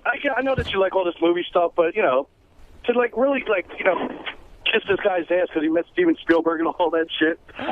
Kissing his ass? I'm asking him about his life. It's interesting. He got to go to Steven Spielberg's house. It's interesting to a few people. Oh, it's not interesting to you? Not you. JJ, thanks a lot for coming in here and boring everyone. You ruined my show. Did JJ ruin my show or I ruined it? No, he does. He ruined it. All right. Boy, I'm JJ, sorry. thanks a lot. Okay, he's a director. He's accomplished and all that, and I respect that. JJ, let me try pitching you a movie. I'm thinking of directing my first film, The Anthony Weiner Story, all shot on Super 8. What do you think? You want to back that? I'm in. You're in. Can you believe that guy? Hey, listen, not everyone's a... he's got to go? Yeah. Well, according to the last caller, he better get the hell out of here anyway. Well, that's an auspicious ending. One last call. That was a downer. Let's go to a good one. Mark, go ahead. Hey, excellent show, guys. See? All right, hang up. That's it. I love the show. I love the TV shows. Love the work he's done. I just wondered if, and this isn't meaning derogatory at all, but did the fact that you're Jewish make any difference in getting in the business or knowing the people? Absolutely. It's a Jewish conspiracy out there. Of course. JJ, they don't really evaluate you on talent. It has to do with your Judaism, right? It's mostly about my Judaica collection. All right. Listen, see, you always end on a positive note. There you go. It's okay being Jewish. You get to automatically direct big films for Steven Spielberg. Yeah. Well, you're a lucky man to have been born into that. Thank you very much. CJJ Abrams Super 8 in theaters now. Despite one caller's opinion, I thought you were excellent today, JJ. You didn't bore me. I apologize to both of you. No, you were great. What are you talking You did a about? great job. And say hello to your lovely wife. And you to yours. I will. And we'll be back right after these words. Super 8. Sir, my man. When did you move in and Good job. That was great. You know what? It's not up. No, it was wonderful. Really? Sorry. No. You have to make me feel better. I just always want to do well for you. You did. All right. I thought that was a It was a fascinating interview. Don't listen to that You guy. begged me to stay. Don't blame me. Blame me. Satellite tours. Michelle, ladies and gentlemen. Yes. Michelle, they never use that stuff anyway. I've never once seen a satellite tour where they actually put the person on. Right, where does that stuff Awesome, go? thank you. very much. No, JJ, man. JJ, we're going to go talk to Indiana. We're going to geek. Oh, right on. Yeah, Oh, cool. Oh, great. Well, I look forward to Nice to meet you. I know you guys have something to do. Thank you. No. You're the one who has to go. Good to see you. Thank you very much. Thanks for coming. Good to see you. Is the book tour over? The book tour's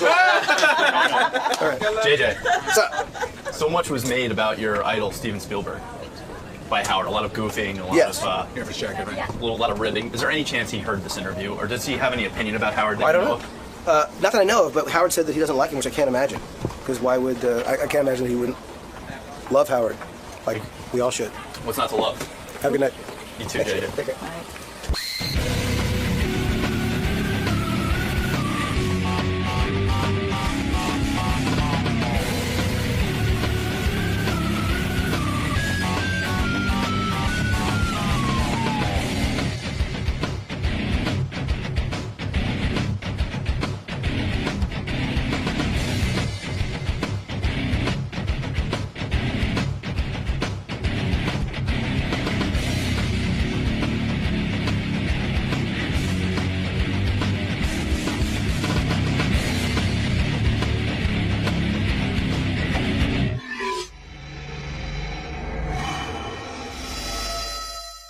Like my ear was itchy, and I put my pinky finger in there, and I was like kind of swishing around, and I felt like a little new thing in there.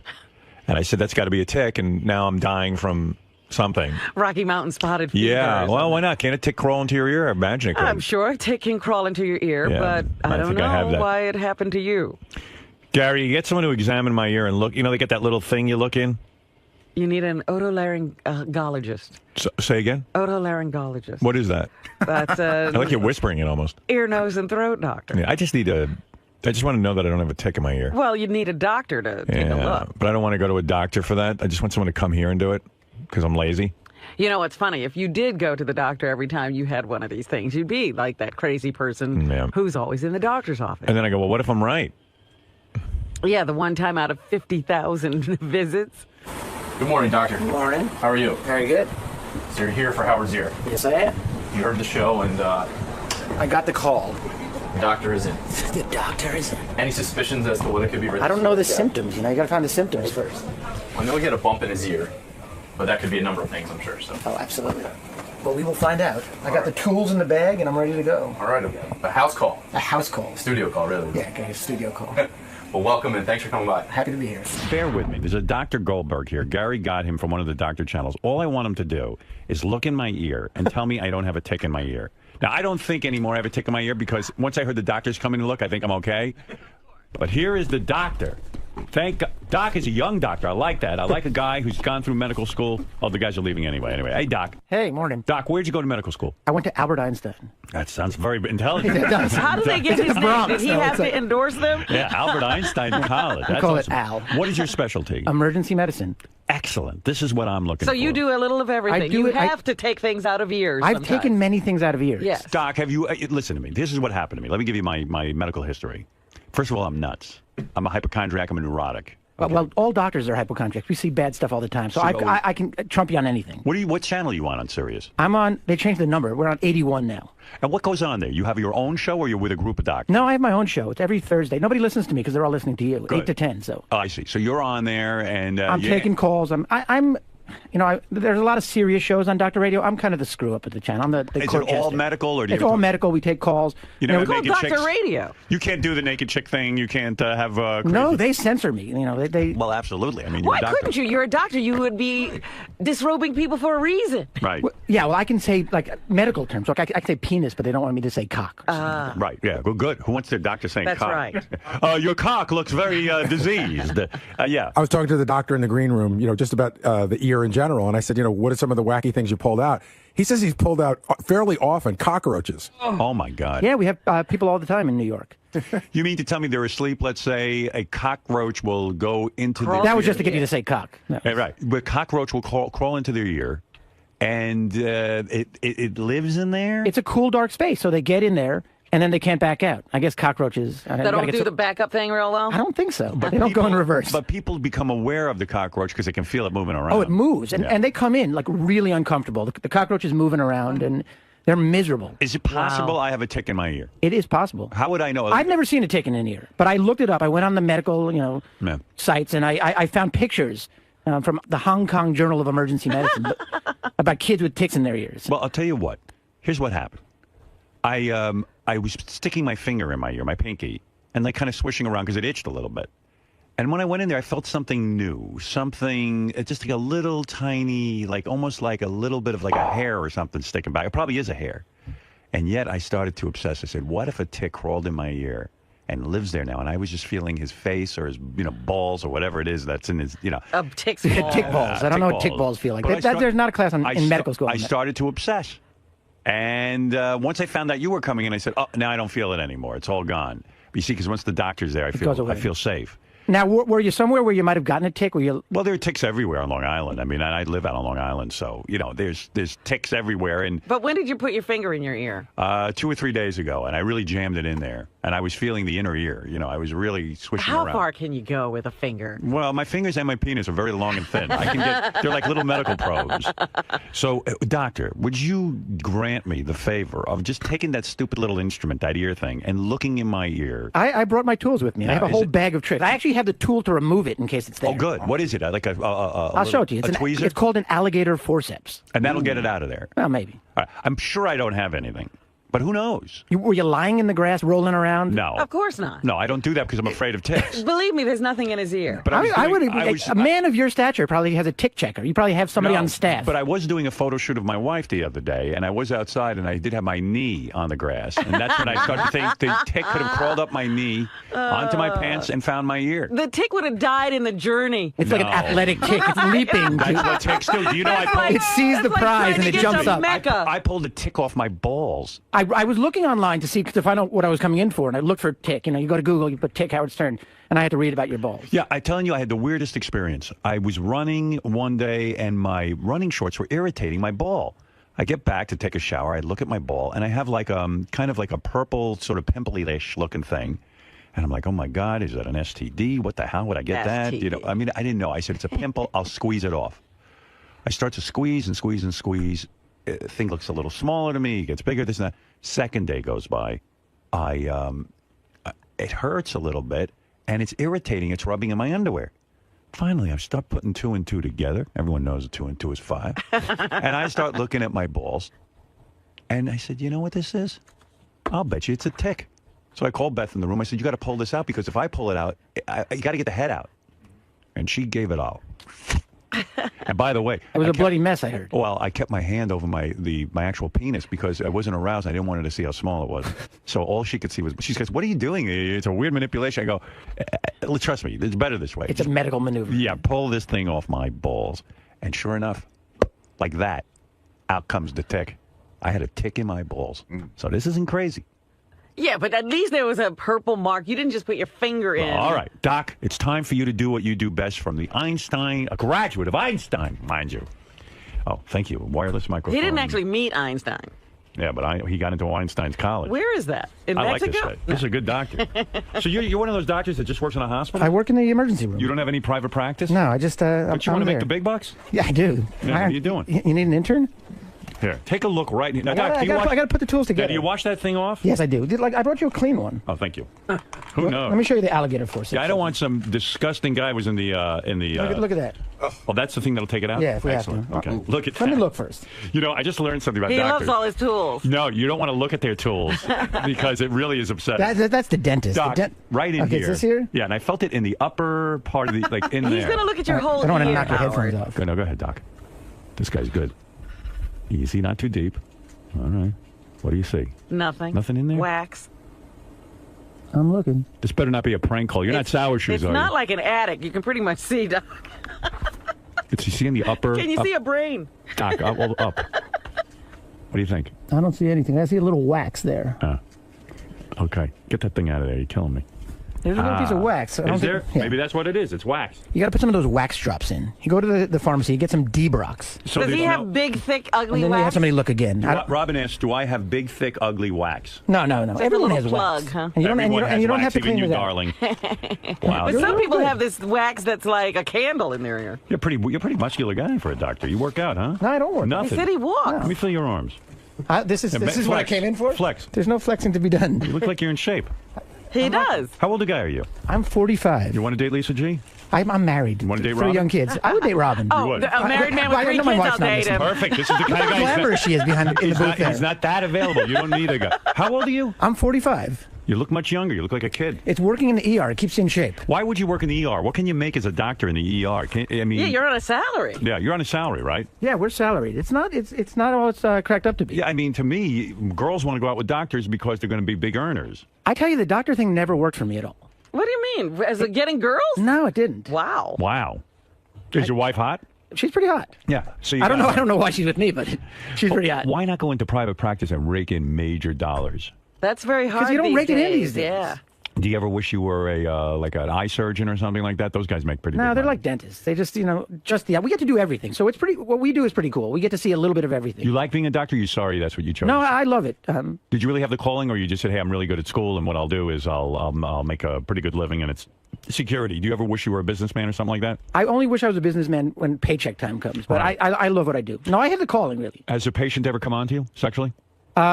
We've had I got asked out by the mother of a kid who swallowed a quarter once, Wow. which I thought was not a good sign for the future. Right. But no, we have good stories about that. You would love this story. This very young innocent intern was there, and we get the patients from Rikers Island at Right. Bellevue. Yeah. And so here's a prisoner. He's in his jumpsuit, his orange jumpsuit. He's handcuffed to the stretcher, and he had cut his own penis so he could get in. Oh. Wow. And so he could just be admitted to the hospital. so we have people who swallow things, and so this doctor, this young, innocent, cute little doctor, has to sew up this guy's penis. A woman? A woman. Yeah. And then after the suturing, the guy decides, he decides he's going to test to see how well she sutures. So he jerks off on the wall of the ER. Oh my God! What a disgusting man. But they held. So this girl is like terrified. I saw her 4 years later after working in Bellevue for 4 years. Yeah. She would have grabbed that guy by his throat and dragged him out. You become a hardened person. You're not a hardened person, but you're tough to it. So you know how to deal with it. What's the weirdest thing you ever pulled out of a guy's ass? We had an entire rubber arm. We actually couldn't get it out. He had to go to the operating room. Get out of here. But the first thing I ever pulled out of a guy's ass was a carrot. And it was like a genetically engineered carrot. It was the biggest thing. Huge. Yeah.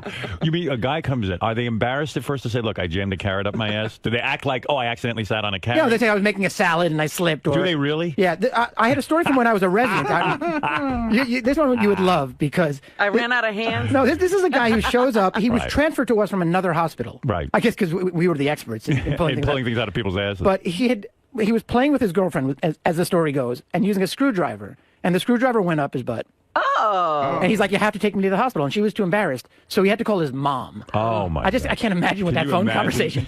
You're like a child. Hey, Mom. I have a screwdriver up my ass. But when a guy has a carrot up his ass, it's primarily, I would assume it's a gay thing, or maybe not. I don't know. You don't ask. You wonder, but you don't ask. So when does the patient? I've read stories where patients will come in and say, "I have like a stomach ache." They don't even want to tell you there's something. They know there's something in their ass. They don't even want to tell you, and so you're like kind of baffled at first, like stomach ache. Okay, I can't find this. And then finally you do an exam, and then you say, "Well, sir, there's a carrot in your asshole." And then they go, "Oh, right," and that happened. I fell down while I was making a salad. why No, would you usually tell me they that tell you. first? No, usually you go to the chart, you look at the chief complaint, and it says, foreign body and rectum. Right. That's the way we say it nicely. Right. But I pulled an egg out, a hard-boiled egg. Wow. What do you do? What do you do with the egg when it comes out? Is it covered? There's definitely a joke there, but I'm not going. No, I mean, do you take it and just throw it out? Throw it away. The guy doesn't say, "I want a bag." No, but there are guys who've done this before. Like the arm guys, like say what happened. He's like, "Oh, this has happened before." I was like, don't you learn from past mistakes? A rubber arm, like an entire like a fist arm. Where does one get that? Is that Do from? they sell that at the? Like a mannequin? Kind of like, don't you have a thing on your? Is it a mannequin? symbol? Yeah. Is it a sex toy or is it a what is it? They're sex from toys. a doll? Yeah. Some of them are sex toys. Then people just stick whatever's around the house. As a doctor, you obliged to say, listen, or you have to inquire and say, look, how does this arm get in your ass? Or you don't ask any questions to embarrass them? No, you ask. Listen, we're doctors, but we're people, and we're all voyeuristic, especially in the ER. The reason we go into this is because we like to see all this bizarre stuff. Right. So I ask questions. You do. Yeah. So when you said to the guy, how did this arm get in your tuchus? What was the answer? He's like, I was playing around and I just pushed it too far. I guess it's like sucks it up. Right. He was playing by himself. I didn't ask him if he was playing with somebody. Right. Wouldn't you just die rather than go to the hospital to have a guy pull an arm out of your ass? Well, a lot of people wait. They think it's going to come out, so they sit at home and then they wait, and they're like, "This is not coming out." And so what they do toothpaste. I pulled a tube of toothpaste out of a guy's butt too. And the theory behind that is that they're fiddling around with their anus, and then they go, "Oh, this feels good. I think I can take a little more. I can put a little more up there," and then suddenly it disappears in there, and there is no getting it out. Yeah, we were actually talking about this on Dr. Radio. Yeah. And this co-host of mine, 𝗧𝗵𝗲, who's from Louisiana, and his parents listen. They got very upset with him because he was talking about this. Why? Because I don't know. It wasn't professional that their son was talking about. He said, that, I was like, you have to if you're in the circus, you use a safety net. Put a rope on it before you stick it in. The guy with the arm, the arm. Was the arm completely disappeared in there? Nothing was sticking out? No, we did everything we could. All the tricks. How long is this arm? Is like a foot? That's crazy. Yeah, it was way up there. 3 feet. It was probably a good foot and a half. 3 feet. I saw pictures from the operation. You're saying it was probably a good 2.5 feet. Yeah. And when a guy walks in, does he have his pants on? And is there something protruding from his pants, or does he can't wear? No, pants? it's all in there. It's like it's inside. It's amazingly. I mean, he might have been limping. I didn't see him come in. Does he shuffle in? And then what do you do medically? Do you have him get up on all fours and then spread? It depends. First, you have him roll on his side, but then we use the special table, the gynecology table. Sometimes we put him in the stirrups. Is there a lot of sedate people? Is there a lot of ass smell when you do something like that? This isn't as smelly. There are smellier things that we do. What smell? I'm really. The medical life seems so glamorous, doesn't it, Robin? What smellier? Young kids out there are like, I'm going to be a doctor now. What is smellier than butt pus? Butt pus is. What is butt pus? And anytime anyone has an abscess, like an infection. An infection. I know what you mean. I was telling Robin, I was so proud of myself. On my penis, there was a little. It almost looked like a pimple of some sort, and I was squeezing this thing, not a tick or anything. I was squeezing it. This thing wouldn't pop. I said, maybe I got some kind of disease or something. I didn't know what it was, but I didn't give up. I was very committed to this thing.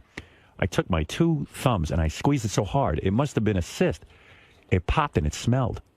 It's like this cheesy material. Cheesy material. Must have been from like an ingrown hair or something. You can have small cysts on your...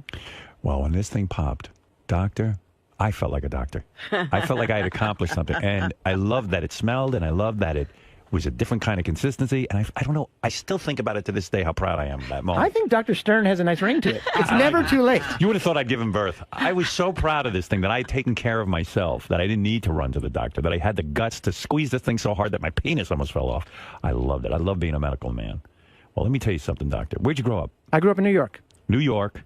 And you were the most brilliant student? Were you the valedictorian of your high school? No, I was a bit of a... I was good at some things, and I was a bit of a screw-up also. What'd you get on your SATs? You must have been a brilliant student. Anybody who goes to medical school is brilliant. SATs... I didn't... 1350, I think. That's amazing, because... 1350? That's not great. That's not great. What kind of doctor are you? Where's this Albert Einstein school? You sure it's in the Bronx. You sure I don't have a tick in my ear? It's in the Bronx. Well, listen, when they built it, they didn't know it was going to be the Bronx. They thought it was an up-and-coming area. So, where'd you go undergrad? I went to University of Michigan. That's not that great. It's a pretty good school. Damn, it's a tough crowd here.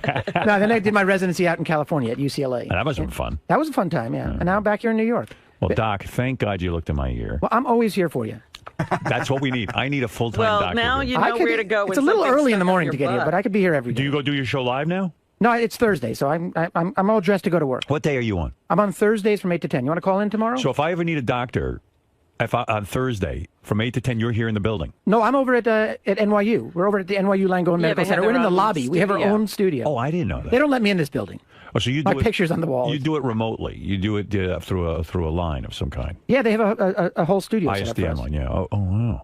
No kidding. Yeah, you should get out. There's a studio out there. I didn't know. I thought everyone did their show here. No. Who would know that? Well, you can come on over. Would you mind? This is, and if you want to say no, but would you do a quick colonoscopy on me? You don't want me to do a colonoscopy. That's not your thing, huh? No, that's not my thing. I got a guy who does. I will admit, stay away from the things I don't know. All right. Well, you're a good man. I like it. Now listen. Let me give you a plug. All right, give me a plug. All right. Dr. Goldberg. Dr. Billy Goldberg. Yeah, you can call me Dr. Billy. Dr. Billy. I prefer to call you Dr. Goldberg. Dr. Goldberg is the professional. When I'm on the air, I can be Dr. Billy. Dr. Billy. That's supposed to relax me. Dr. Right, Billy. yeah. I get you. Right. I don't. Familiar. Yeah. All right. Dr. Billy is an emergency room physician at Bellevue Hospital. Whoa. Go over. You imagine what he sees there. He's seen it all. And NYU. And you're a professor at NYU School of Medicine. Look at I don't you. screw around. Poor guy's got to hold 2 jobs. They don't pay him. Very true. I'm sure. Does Sirius give you any money for your show? They basically give me a cup of coffee and a pat on the back. Have you ever gone in and asked for a raise? I mean, they're not going to. Dr. I wanted to ask your advice on that. Listeners? What are they paying you for the show? Do you know? They pay me like $250 for the show. $250. Yeah. I mean, you could make that just seeing a couple of patients on the side. I would make more than that in the 2 hours working in the ER. But it gives you an outlet. I'm going to get in trouble for even saying that. See, you're. No, you won't. $250. Boy, I tell you, a lot of sports around here. Well, they pay you, right? Me, I'm in the middle of.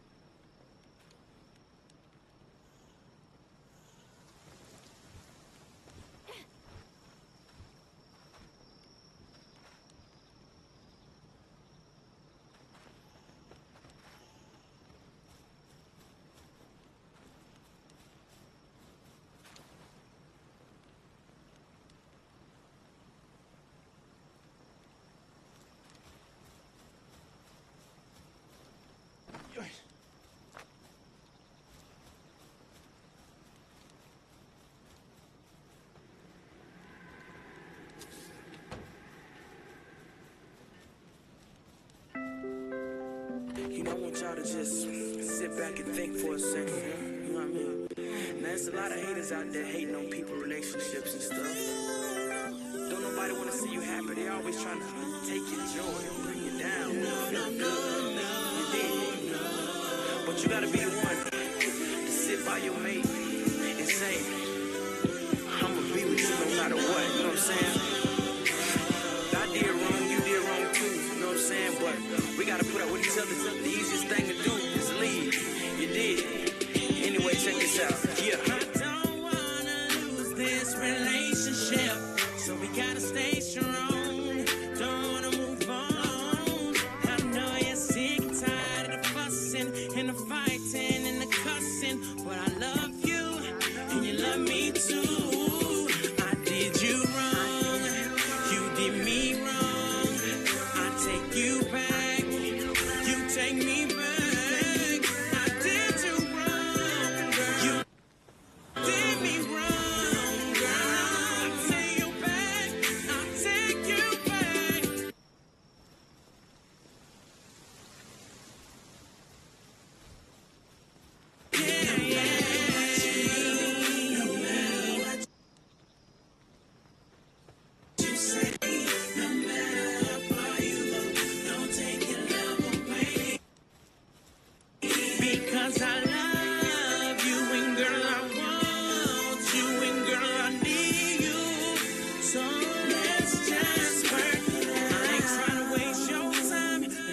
trying to waste my time. There ain't no need to waste no time, cause we done put in too much time. I ain't trying to waste your time.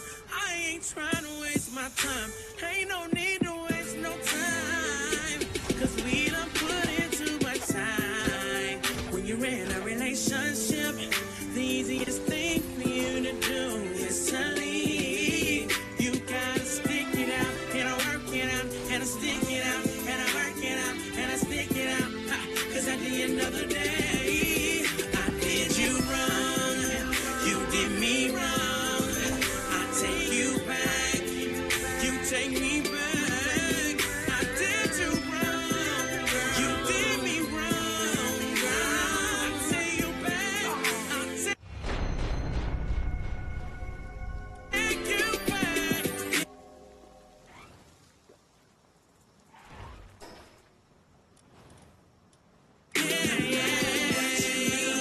No matter what you say, no matter how far you go, don't take your love away. Because I love you, and girl, I want you, and girl, I need you. So let's just work it out. I love you, baby. I need you in my life. You know what I'm saying? I'm sick and tired of the arguing and all that good stuff. I mean, I'm pleading on this track because I really, really love you, and I really want us to work out.